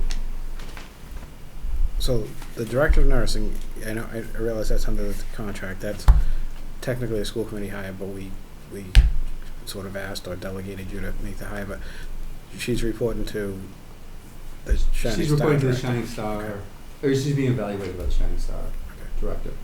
But it's a stipended position. Well, the there's- director side. the director piece is the stipended Yeah. piece of it. And so that's where I usually, like, I don't engage with, The majority- like, I don't engage with any nurses about, like, the individual school stuff unless there's an issue. But we regularly check in on a variety of topics related to, you know, health needs across the district, or, you know, trends and patterns related to health needs, or issues with, you know, the nurses in general. Thanks, sir. Go ahead, Meg. Kevin, sorry, can you remind me, what do the asterisks mean on the district-wide page? Let me see. So town council has one, you have one, the nursing director has one, Kathy? Those might be the hires for school committee, or That's right. there's some engagement with school committee. Got it. Thank you, Uh, okay. On this page, Sean, a couple spots had asterisks, so I just wanted to make sure I was following the rationale for that, Yeah, thank you. those were definitely noting either something that we Some directly school had to committee say in, engagement. That's or there helpful. was engagement, yeah, there was That's some helpful. legal piece. I like the little tiny. Yeah, I mean, it's, No, I it's have so many new places, eyes. it's hard to do it on, Right. without I see it. Okay. Yeah, So- so I was looking on the left side of it. No. that's okay. That's per why I already put the statute, there's some- Okay. there's some engagement. No, that's There you helpful. go. I just wanted to make sure I was following. And you answered that it? most of my questions on the reporting structure. The only one I don't think I heard was, is the head of the FRC evaluated? Head of, yeah, there's, There's an FRC manager?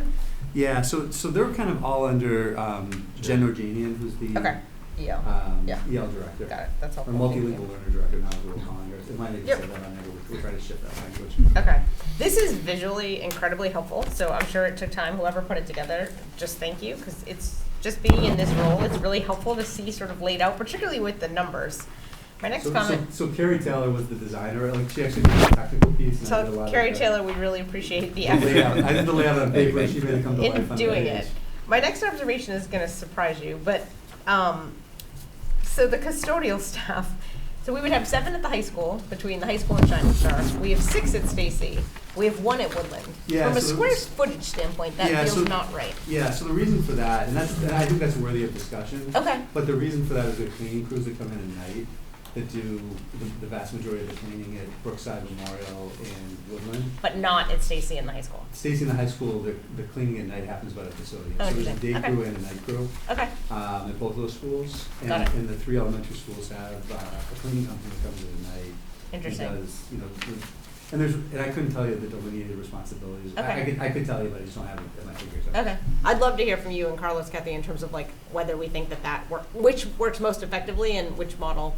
So that was driven back in 2010, and essentially the cost assessment was significantly advantageous for us to negotiate that into the contract. We could not negotiate in Stacy in the high school because of the numbers. Got it. Okay. But the cost impact was significant. Okay. So Just for future consideration, that jumped out to me given Yes. knowing the size of the buildings. But yeah, so thanks, Kevin. Thanks to you and Carrie for putting it together. This is really helpful, particularly as we go into budget season. Think about who's where. And like I said, I can also put together a spreadsheet if there's like some categories that you're interested in. Sure.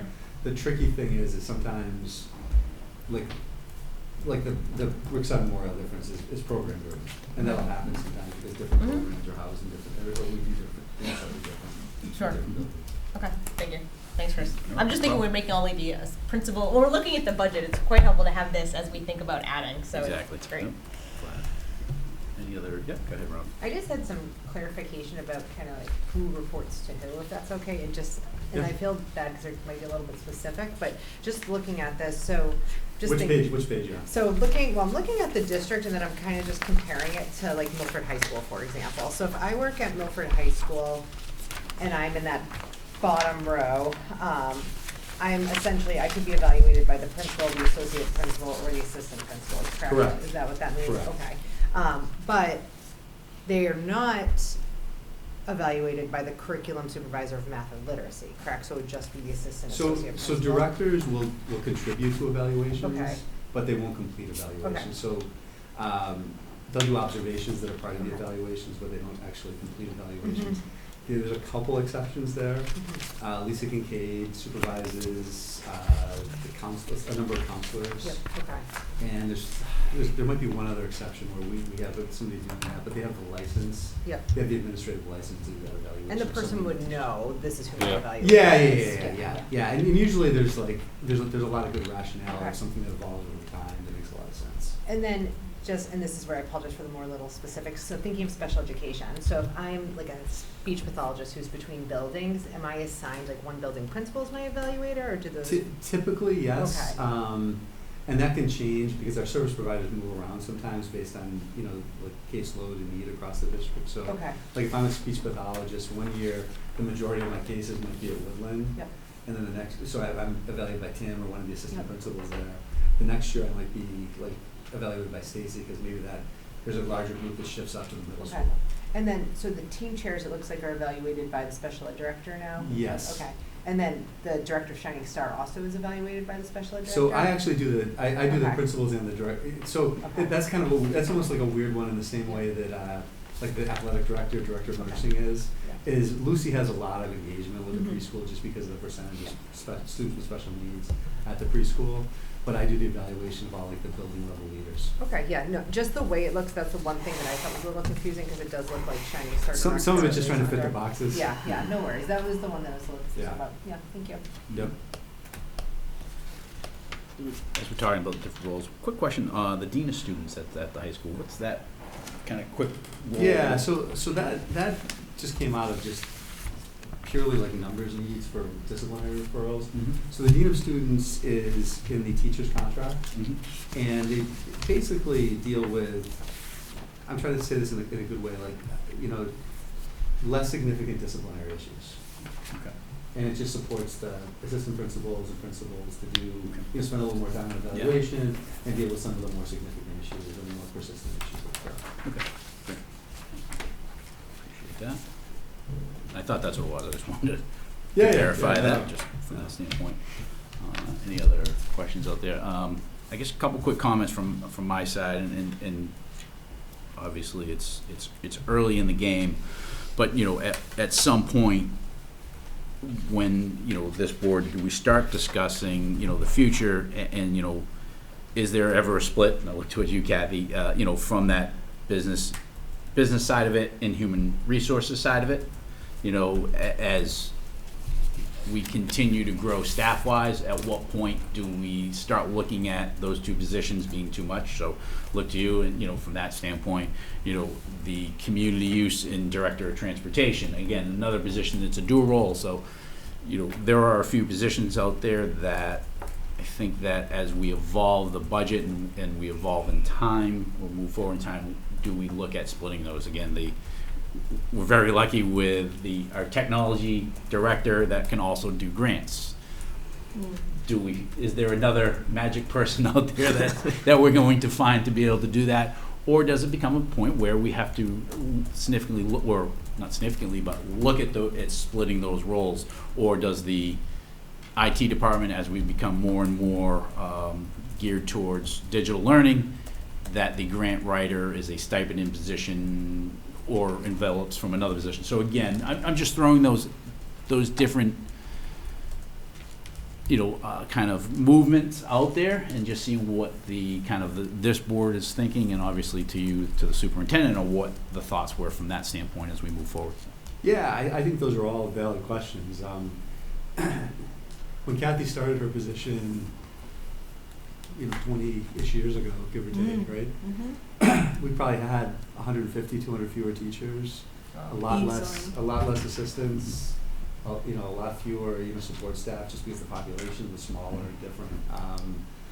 You know, the educational landscape for recruiting has changed. You've heard me, you know, beat that dead horse multiple times, but you know, when like Lisa, Tim, or Vicky would post a general elementary teacher, we'd get somewhere between 200 and 300 applications. Now we're getting, you know, 50 to 60 and maybe 20 to 30 like legit candidates. You know, there's probably some value in talking about, do we bring somebody in that maybe does recruiting as a primary function with maybe a couple other functions attached to it, because we've got to become more aggressive with, you know, personnel, and you know, for the first time we were running into spots where we couldn't find, you know, in a couple cases. And I think, you know, just hearing from my colleagues, like, we're doing better than most, but it's going to become more of an issue, is finding, you know, good quality human beings to teach the students at, you know, at Milford Public Schools. So I think you can make an argument for any of them. So I think they're all good questions. I think it's something we, you know, maybe consider and talk about during the budget cycle. I don't know if this is the year to do that or not. I'm going to knock on wood when I say this, but we've been relatively flat again so far for enrollment, and we'll have a better sense of it October, November. But it's, you know, we're on the lower end for, like, it's still a lot, but we're on the lower end for, like, you know, folks coming in, and we're seeing a churn rate for the people that are here. So I think our population is, you know, I don't want to say it's going to stabilize over the next several years, but like for the last 14 months, has been relatively stable. So, you know, we may not need to make all the teacher asks like we have in the past, because, like I said, this is the first year where we're really, really close to having the correct number of instructional personnel and specialized instructional personnel for the population that we have. John? I think to the point you made, Chris, I think we need to have significant discussions about that starting in December. You know, not starting on the first Saturday in January, but starting along the same timeline that the initiatives are coming in at the beginning of December, because we've been talking. I've been talking casually with various people about all of your points, and I think we need to talk a little bit more than casually. So, yeah, I think that there are scenarios, right? And so how does each scenario play through, as far as, you know, you can, if you went through and split every position up and everything was a standalone position, what is that budgetary impact, right? Or how do the moving parts and pieces work that has a minimal budgetary impact, but it makes it most efficient for that person to run their specific, you know, business unit, basically, is what I'm calling it. So yeah. Well, the other piece I'll add to this is, you know, we've expanded our technology department over the last several years, and we've seen the customer service improve dramatically. And I think that, you know, there's a piece to this that, you know, how we engage with, you know, whatever department it is, whoever their customers are, improves when you have people who are specialized, you know, for lack of a better term, to respond. So I think, you know, any of these splits would improve customer service. However that, you know, defined in that department.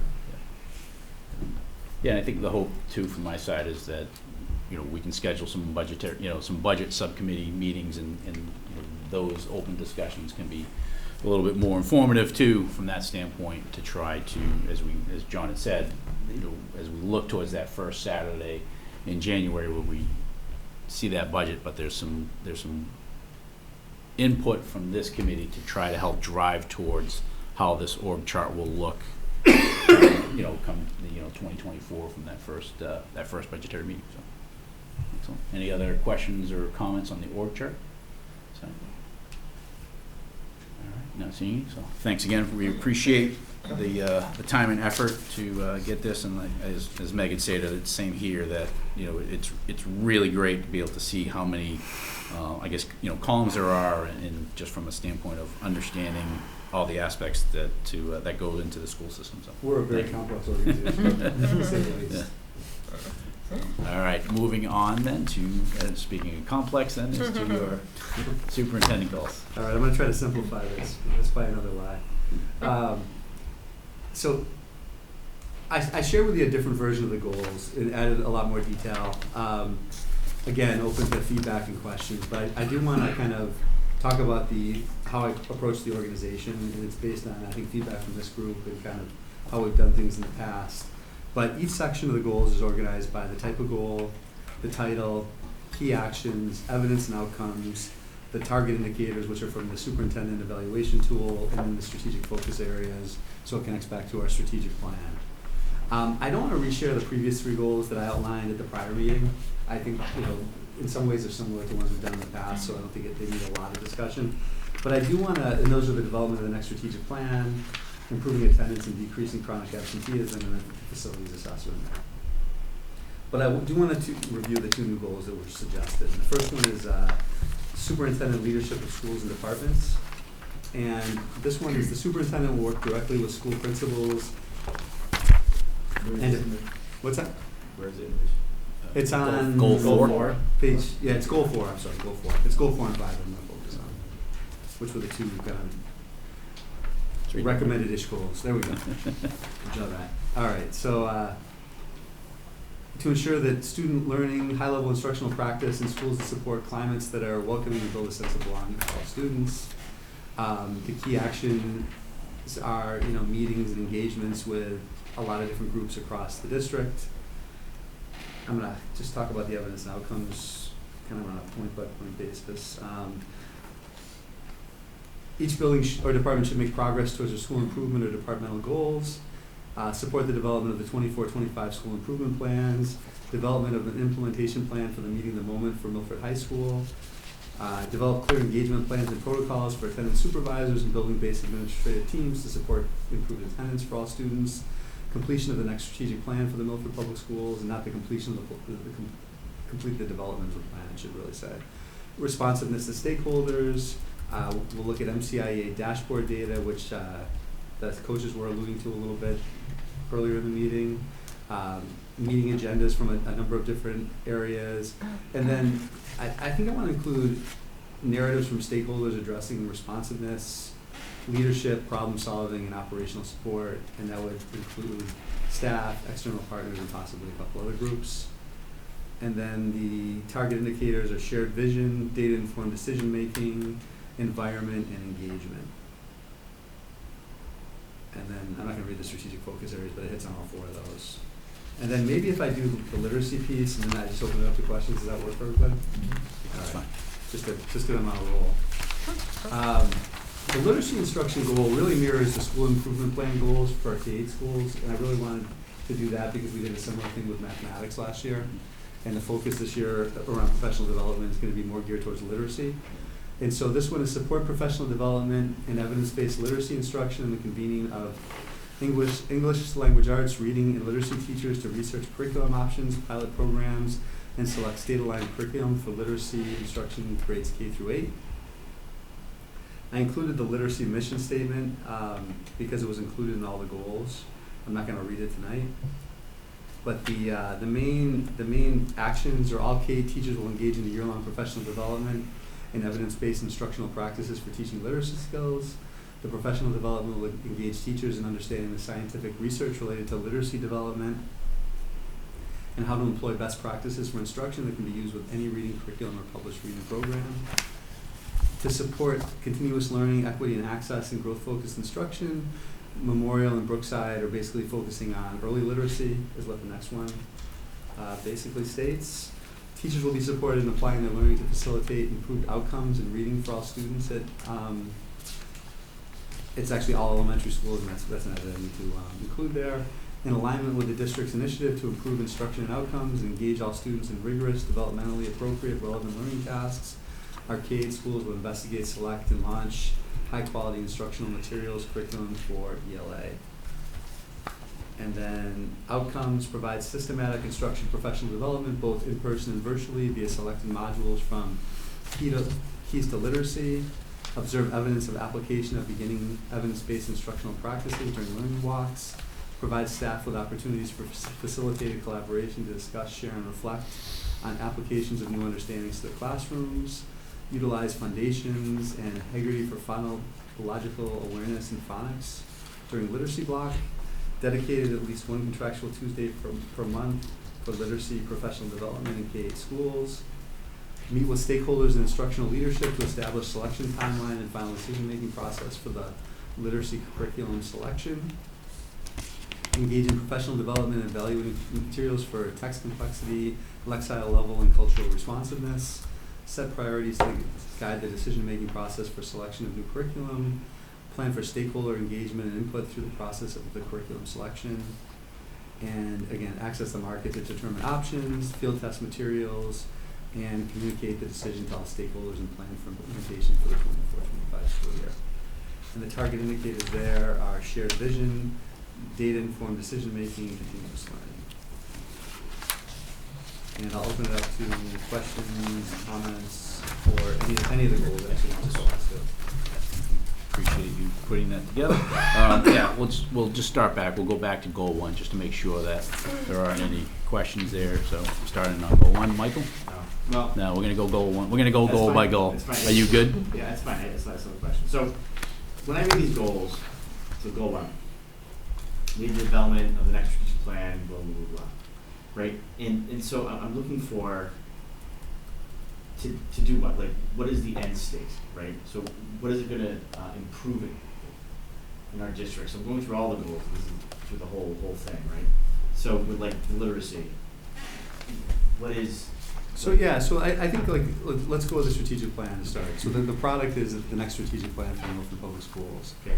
The goal of the strategic plan is to drive, you know, improved outcomes across the district. So I think this is going to be the driving document to leading to improved outcomes. Okay, so deliverable for goal one makes sense, right? It's a product. Yeah, it's a product. Okay, I'll wait for the other goals then. All right, I appreciate that. Any questions on goal number one? Yeah, Robin, go I ahead. have a question. I don't even know if this is something we would want to do or we could do, but so I'm just looking where we're thinking we want to make sure that we have a strategic plan that's really aligned with feedback from key stakeholders. So if I see the examples of the surveys, focus group questions, that's great to know what questions were asked, but that doesn't necessarily tell me that you integrated the answers you received. So I didn't know if there's any way we can have like data from those, like de-identified obviously, but data from the surveys to just show this is evidence of how I did the survey, I took the information, I integrated it. Yeah, we can do a share of the key trends and patterns from the surveys. That's very easy to do. And that's what we did the last time we did the strategic plan. And obviously we didn't include everything, but we included, you know, we incorporated some of it. Megan, go ahead. Thanks. Kevin, a question. How many years of a strategic plan are we looking to create? I think it'd be good to actually, are you not sure yet? Or is it 3 to 5? You know, we've gone back and forth between 3 and 5. Okay. So at a minimum 3, but could be 5. Okay. Yeah, so it's either going to be 3 or 5. Okay. I think that's one of the things we'll talk about. What makes sense. Just want to make sure it wasn't a year. We were still looking kind of further out, like we did. So that's great. The one thing that I would like to see added to the evidence and outcome is sort of an assessment of completion of our current strategic plan. Completely understanding a lot of those should be ongoing, but I would like us to kind of pause and reflect. And is that on here? And did I miss it? No, but I can add it. Okay. I just think it would be worthwhile for us as a group before we think about creating a new one, just to us do some assessment about where we landed. And that's part of, I think that's one of the first bullets, it's just like assessing the plan, but I can Thank you. be even more explicit about it. Okay, it would be helpful. just from my perspective. And then I think you always do a good job kind of providing examples, and Robin, this would just be completely duplicative of your prior comment, but the examples of meeting agendas, examples of surveys, and really on all those kind of summary of feedback and action items. I was looking at like DESE's kind of recommendations for evidence, and they talk a lot about compilation of the results, and I feel like that's the piece that we never take it to like that next step. So I think wherever you can embed that, where it makes sense, right? But where there's specific action follow-up summary that we could leverage, I think that would be helpful in assessing. So not at every item, but I think there's probably a few points that might be valuable. Yeah, to build on Megan's point, you know, it says like the examples of the meeting agenda are examples of surveys. So yeah, I think that it's saying no, we want that hard evidence, right? We don't want examples. We want that to show that hard evidence to be able to kind of see how the development of the strategic plan moved ahead. I think just, I guess, a quick question coming back to the key actions. Like one would be is, you know, the first key action is convey a core team and who that core team is. And then the second question is on the second one, when you're going to identify and identify the key stakeholders, and they're going to have meetings. Like, what's the frequency of those meetings? What do you foresee is how many times are they going to meet?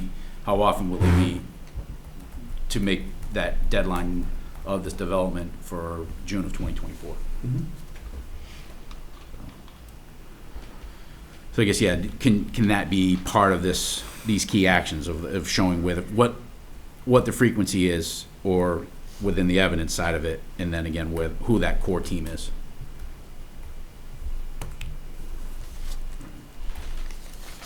Any other questions on goal number 1? I'm not seeing any.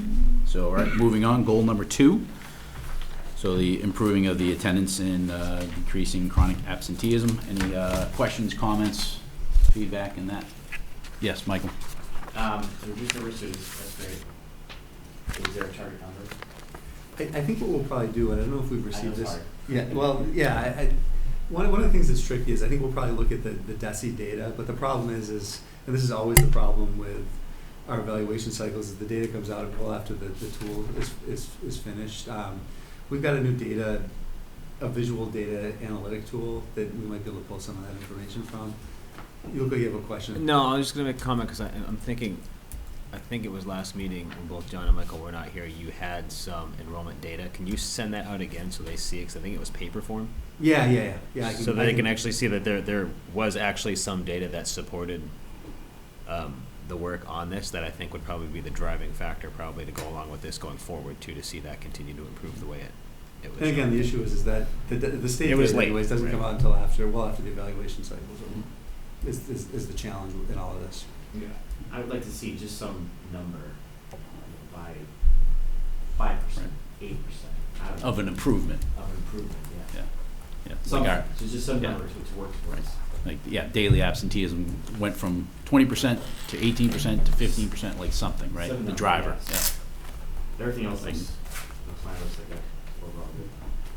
Ren? Yeah, the one question I have, and it's unrelated but related, just with the numbers themselves, how they're calculated, is it completely missing from the day, or students who like miss the first half of the day, unexcused? How do those numbers are calculated?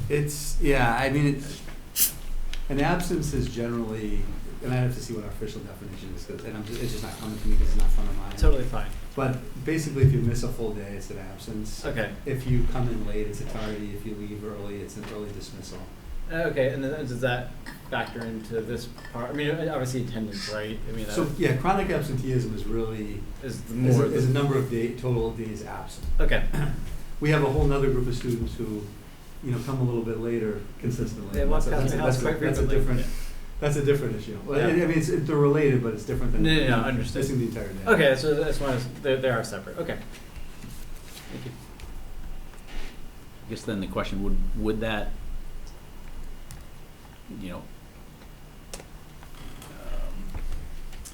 tardiness, would that be part of this plan too, to try to ensure, because it's something that we all work on too. Yeah. I mean, yeah. It's something I could probably try to Yeah, build in because there. I mean, chronic's one thing, but if if kids are, If they're you're only always 5 minutes missing- late every day, even though we say it's only 5 minutes, but it continues, right? And it's just setting that 1 minute standard. equals 3 hours, basically. So Okay. if you're 1 minute times 180, that's 3 hours. Right. Yeah. Michael? Yeah, I want to be careful about diluting, right? So chronic absenteeism, I think, is different than kids being late, right? So if we're going to have a goal focusing on that, I think it should be really focused on absenteeism. If the byproduct, kids become on time better, great, but my guess is it's two different problems to solve and two different demographics to look at. Well, and there's, there's different ways to look at it too versus elementary versus secondary, because if, a parent is driving a student at the elementary level, is it the student who is dragging their feet, or is it the parent who's running their late? At the secondary level, I think, the students have a little more skin in the game. And rather go after absenteeism first, and then we start to chip away at the other stuff. It just seems. I would agree. Do you believe that you have a way to measure this by the end of an evaluation cycle, given that the data is not going to show up, or? Possibly. Again, we've got a new tool we're looking at, and I think we can probably pull the numbers from that tool. Is that in place now? It is. Okay. And the attendance supervisor are using it as well as the principals. I'm not as familiar with it yet because I haven't dug into it yet during the year, but I think we could probably come up with something. I think we can pull historical data too, is my sense, and we can probably get at least a ballpark number. Again, sometimes Desi's point in time measures are different than, because we have you look at the numbers that are in on the Desi website for us, and they're very different than what we experience because the number that's put in there is October 1st. Right. There's a lot of years where we get 200 or 300 kids in January or February. Yeah. And again, we have kids leaving all the time too, so it's not necessarily net that. But so I think we could probably come up with something. Will it 100% match what Desi comes up with? I'm not certain. Will it be close? Probably. As long as there's something, as Michael said, and Megan said this many times in the past, as long as there's something that we can look at that clearly shows one way or another that what we're doing is continuing to work based on what that last update showed.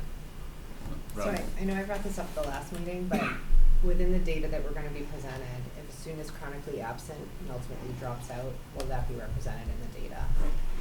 That's a different number. There's a definite correlation between kids who don't come to school and students that drop out, as well as kids who don't come to school and academic performance. But the only place where the dropout data plays a real part is at the high school level. So would they just, I guess I'm just wondering, so if you present us this data and it's showing, there's an improvement, we don't have as many students who are chronically absent, could part of that be, it's because they dropped out and they're no longer enrolled here? I guess that's what I'm trying to avoid, okay. No, because it's always just the students that are in front of you, and the dropouts. The dropout piece is mostly a high school issue. I'd say it's 98% a high school issue, and that's kind of a different metric. So it's related, but it's a completely different metric. So we don't gain anything from kids dropping out from chronic attendance. Okay. So we'll be given a proportion then of the total student population, not necessarily just numbers of students who are chronically absent for data. Well, you can do both actually. Okay. I mean, you 10% is 460 right. 20% is. If you have one, you have the other. Yeah, I mean, it's pretty easy to kind of look at the number, take the full number, and just kind of. Yeah. Well, just because the number of total students that are enrolled obviously will change over the year. So. Yeah, but it's, and that's where it gets a little tricky. But it's and there's ways where we take kids off the rolls. Like if we have a kid who hasn't come, they're absent every day, and then we find out, hey, the student moved back to Brazil, or the student moved to Menden Upton. That kid obviously wasn't absent. They were just so that gets pulled back. Any other questions on goal number 2? All right. Seeing any? All right. Goal number 3. So the facilities assessment and development for the next long-range facility plan. Anything in that yes, go ahead, Megan. I just had one ask. Kevin, would you add for evidence kind of recommended updates to the district's capital plan? I think that'll be an outcome from that. That'd be easy to do. Okay, thanks.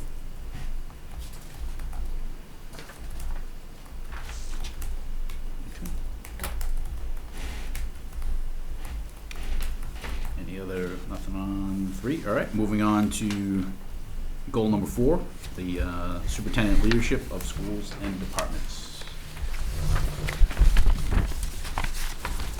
Go ahead. I just had one quick clarification question on the evidence. So I know the last part of the evidence is the narratives from stakeholders. Is that the evidence you're going to use to demonstrate the responsiveness to stakeholders, or did you have something else in mind? I think all those areas, I'm toggling between 2 documents now. Oh, okay, sorry. So just give me 1 second to get over there. One second. And I'm not going to be able to see that on the screen either, Matt. Matt, can you bring that, can you make that bigger? Zoom in. He's really good at this. Yeah. He's the right man for the job. Work on a computer, yeah. Bad practice.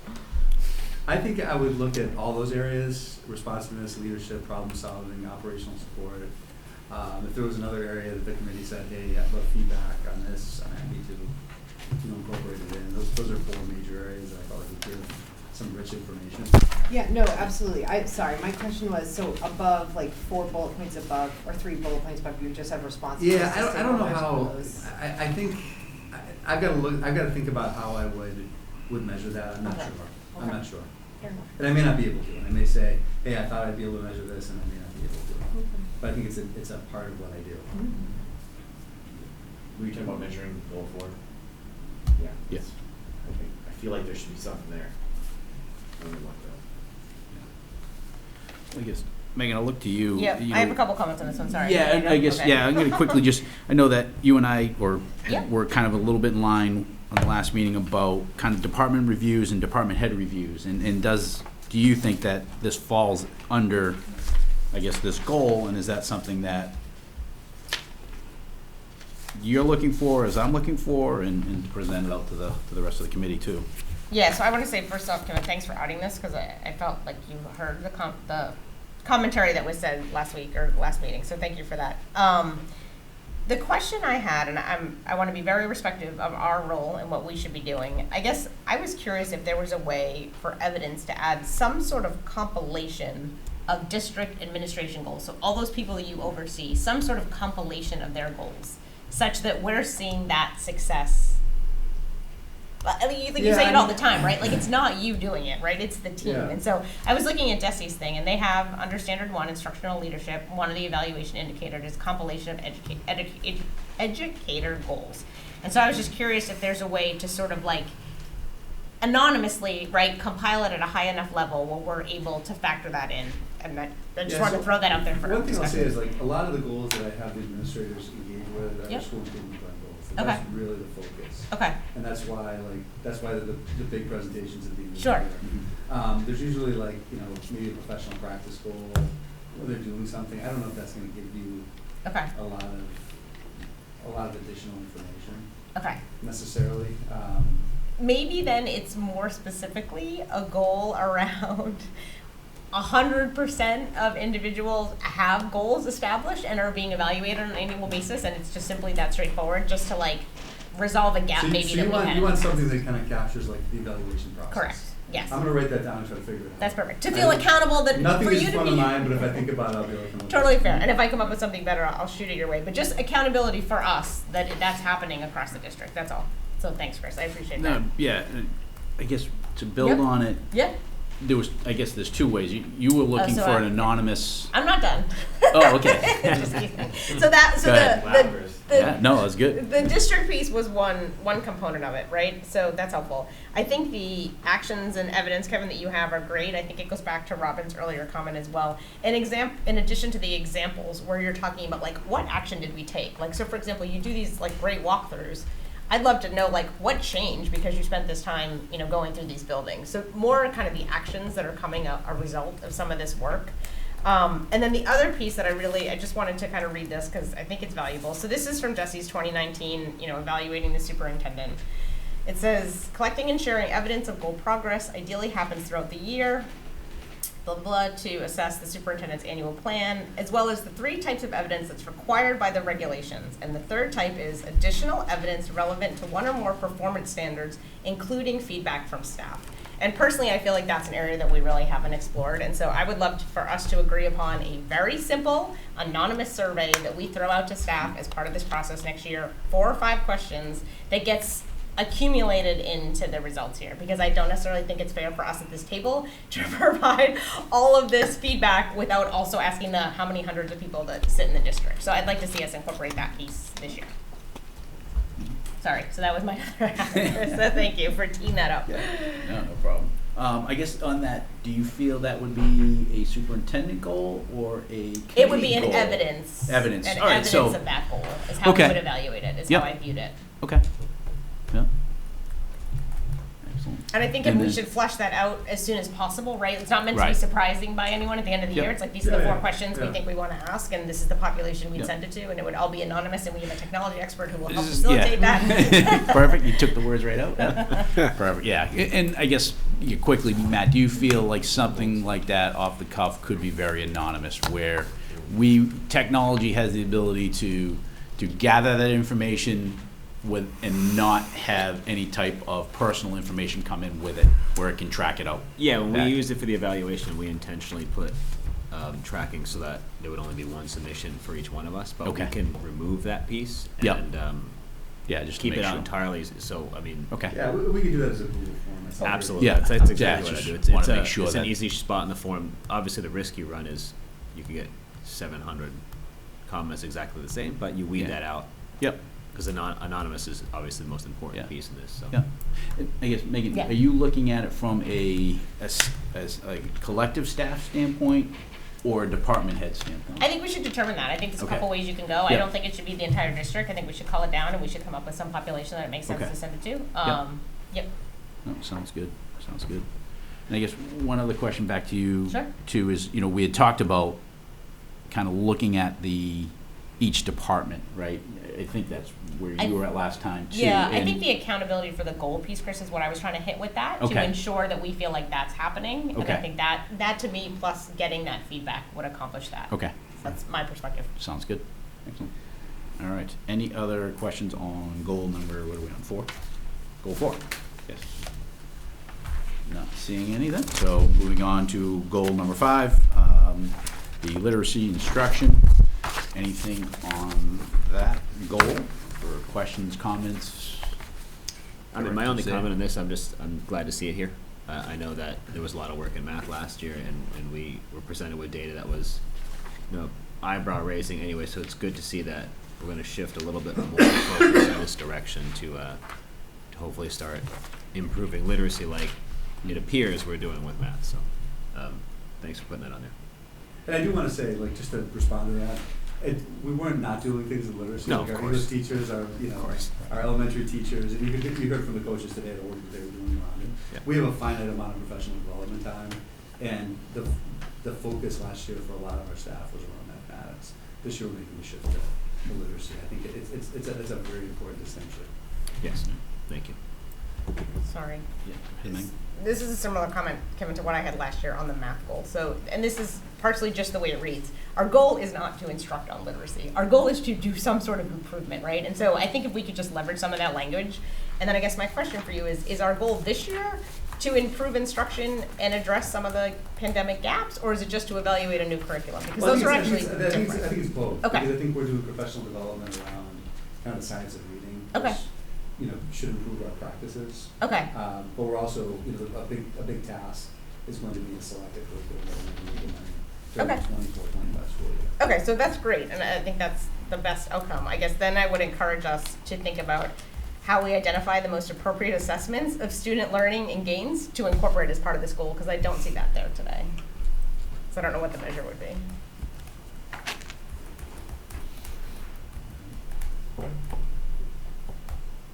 Michael? I have a quick question. I think you answered it, but my brain's a little slow today.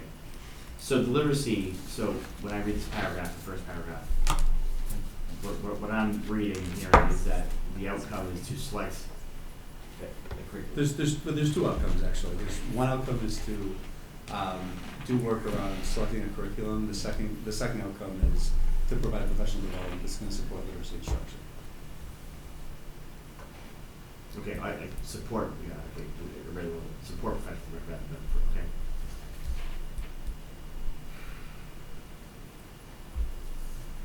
questions? Michael, you good, or are you still delving in? All right. Anything else on 5? All right. Any other general discussions or questions? Go ahead, Michael. Yeah, so, okay, I'm glad we're moving into this. So when we start our budget cycle, when do we actually start budget cycle? I imagine it's a big party that we. Probably a couple weeks, right there. I have a new goal this year.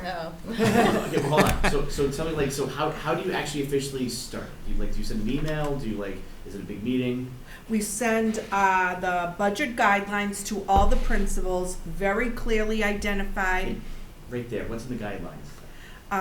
all of who they should meet with, literacy director, math It's a director. process. It's a full process, and I'll share that with you. Oh, that's great. So, I don't know, I've talked about this before. I think of like the corporate world, and usually the leader would go to the staff and say, all right, here are the top 3 things I want to put into the budget this year. And so I kind of see this goals as the beginning of that document. So if we're saying, hey, we're going to focus on literacy this year, then I would expect, I would hope, that maybe this is new, there's direction given to the district saying, hey, principals, let's start focusing on literacy, and they think, okay, maybe we need to hire another English teacher, maybe we need to buy some books or something like that. So I'm not sure if we can tie these in, but I'd like to see a direction of the budget set at this level, so when we get it, it's not already done, and then we're like, hey, wait a minute, does it make any sense? So there's a lot of drivers to the budget. It's not just like one of our big asks next year is obviously going to be a new curriculum for literacy K-8, because that's in the K-8 goals. That's in my goal. The other asks are driven by a lot of different factors. Like, do we have a jump in the population of students with autism that might require us to add a milestones classroom that we know we'll have to shift up throughout the district? Do we have increased numbers? Do we have an increase in the EL population? It's not just, I think there's some big ticket things that we push, but there's also a lot of other factors. Oh, yeah, absolutely. It's a budget. I mean, it's an operational budget we have to manage. But like from hearing the school committee and yourself, literacy's huge, right? Attendance is another big one that we as a funding group, I think all of us would agree. We would, if you came to us and said, hey, here's some great ideas, we need some money to fund better attendance, we're gonna be like, yeah, we'll fund it, right? And so I think getting the principals or the whole district together, thinking about, here like some. That's precisely what we do. Okay. Yeah. I would agree, and I think due to the fact that over the last 3 years, our SOA money has kind of has been reactive to all of our needs in terms of the classroom, and I think, we, including all of our administrators, are now getting to an area of being able to be proactive and innovative, because all of those dire needs have been met in our last 3 budget cycles. So I think this budget cycle is going to look a little different. Should, barring we say barring that. the floodgates opening up and Exactly. a lot more students. But Again, that's we're being reactive. We're well staffed for the first time in probably 7 years, and we're caught up to the population. I guess quickly, is there a goal in mind that you have here, or do you feel like do you want to continue this budget development discussion as a future agenda item? No, so my thought is, and I know we've talked about this over the years, and I'm just trying to understand that, when this committee says, hey, these things are important to us, and we go to the superintendent and say, here are your goals, and then tying that back to money to make sure those are supported. Yeah. So I'm trying to. Yeah, we've been doing that historically because we've connected it to, the big ticket pillars of the strategic plan. We're connecting it to the strategic plan itself. We're connecting it to, I think, a number of things. So do you give guidance to the principals and just say, hey, here's some things that I'm thinking about, or do you wait for them to come back to you? Well, I think it's a little bit of both. I think it's not just me saying, this is how it's going to be. I think it's also. No, I mean, we get the recap every year, Kathy. You say that on this date, the principals are all given this guideline and come back with this, and you meet with them all between these dates in December, right? Each Yes. school or each principal on a certain date, and then the central office meets and you prioritize this as 1, 2, or 3. I'm not questioning the process. I'm questioning just the direction of making sure we're tying in the goals of superintendents. committee into the process.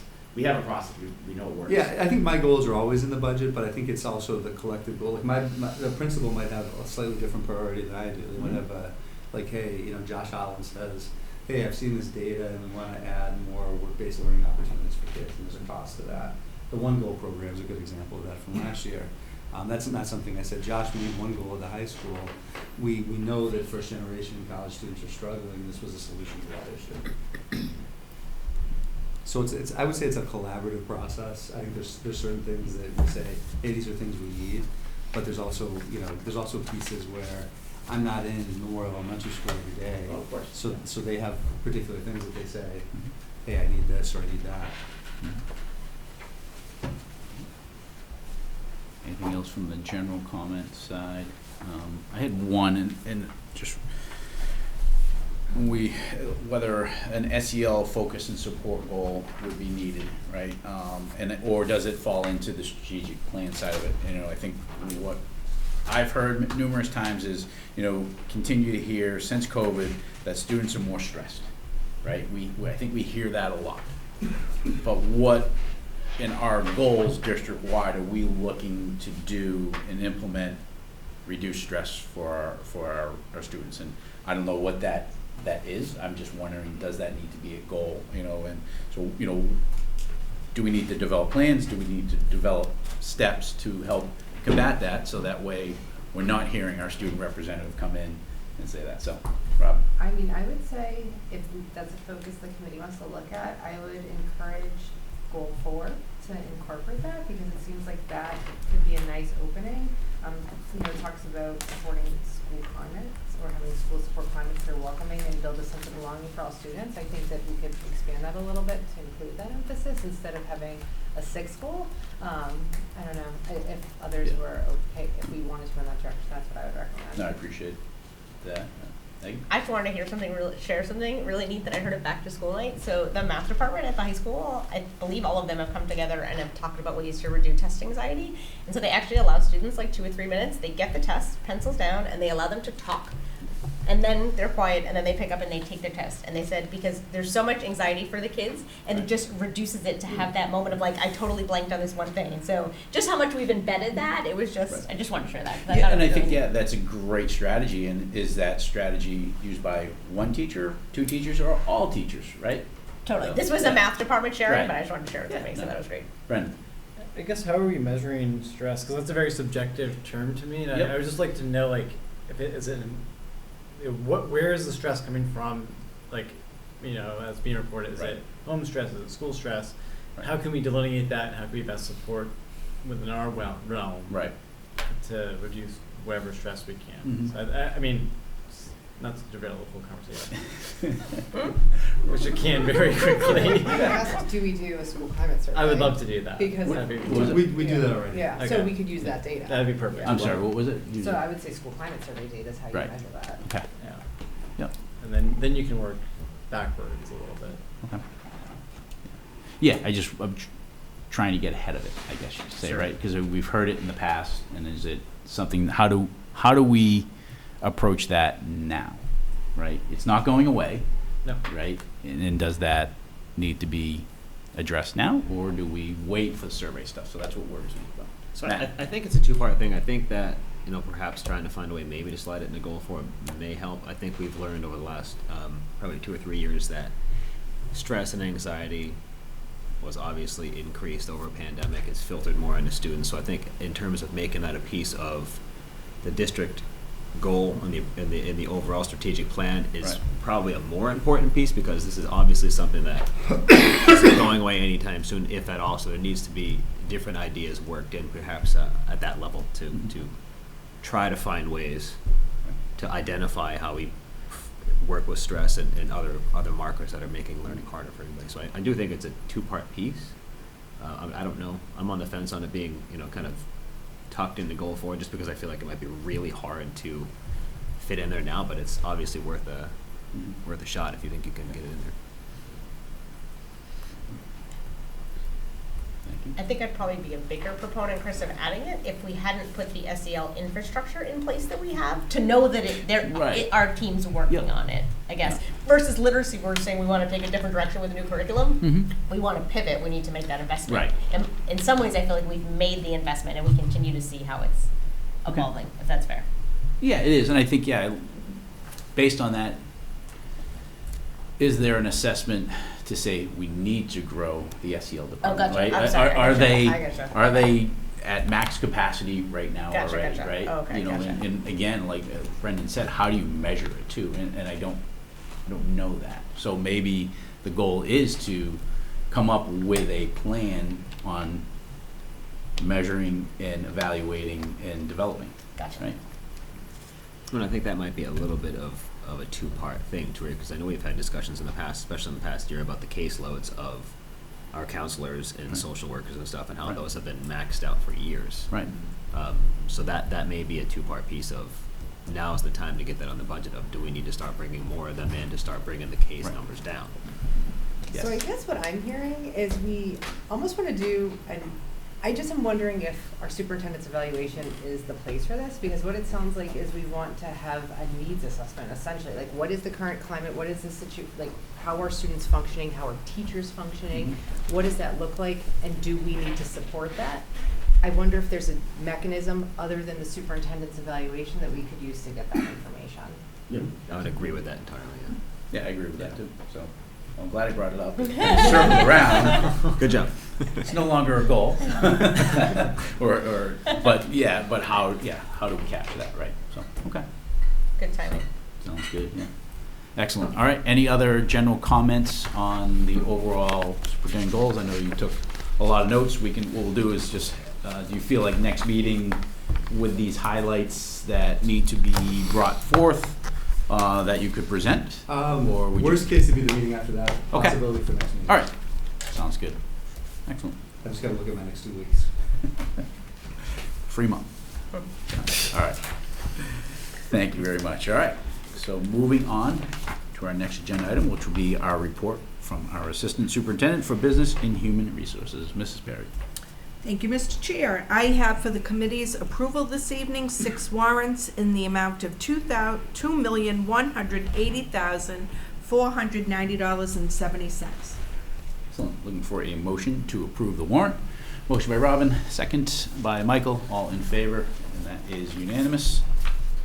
The committee also has a request for course reimbursement in the amount of $18,864.85. Excellent. We're looking for a motion to approve the professional development. Motion by Megan, second by Brendan. All in favor, that is unanimous.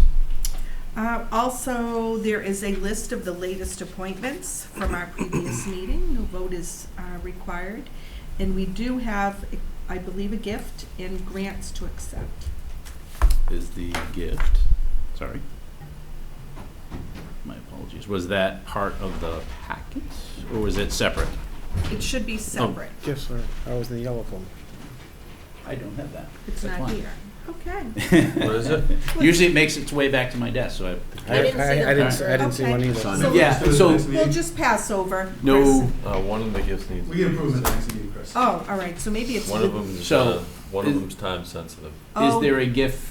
Oh, that's on our Folder, station. or- Sorry, Is there- Greg. I It's apologize. a, Gift from, it's a gift for Brookside Elementary School Yes. for a communication board outside for kids to use. Okay. I thought it was on your desk. I did too. Apologize, I didn't see Is it, it on but. the card?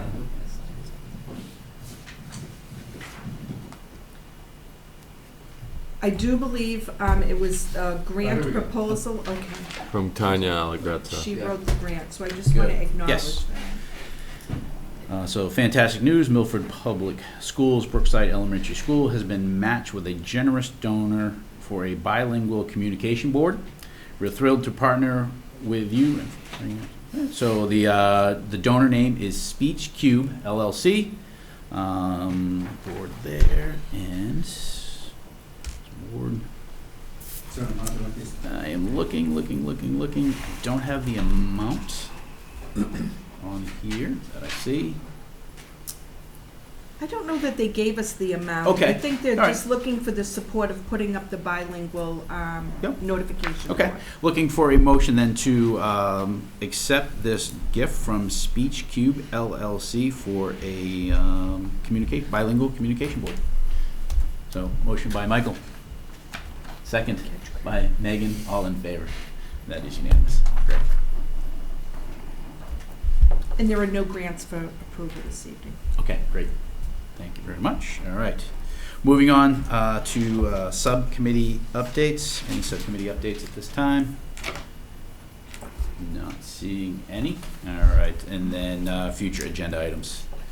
So I guess quickly, I have a community use update, transportation review, facilities update. The subcommittee is actually meeting next Tuesday.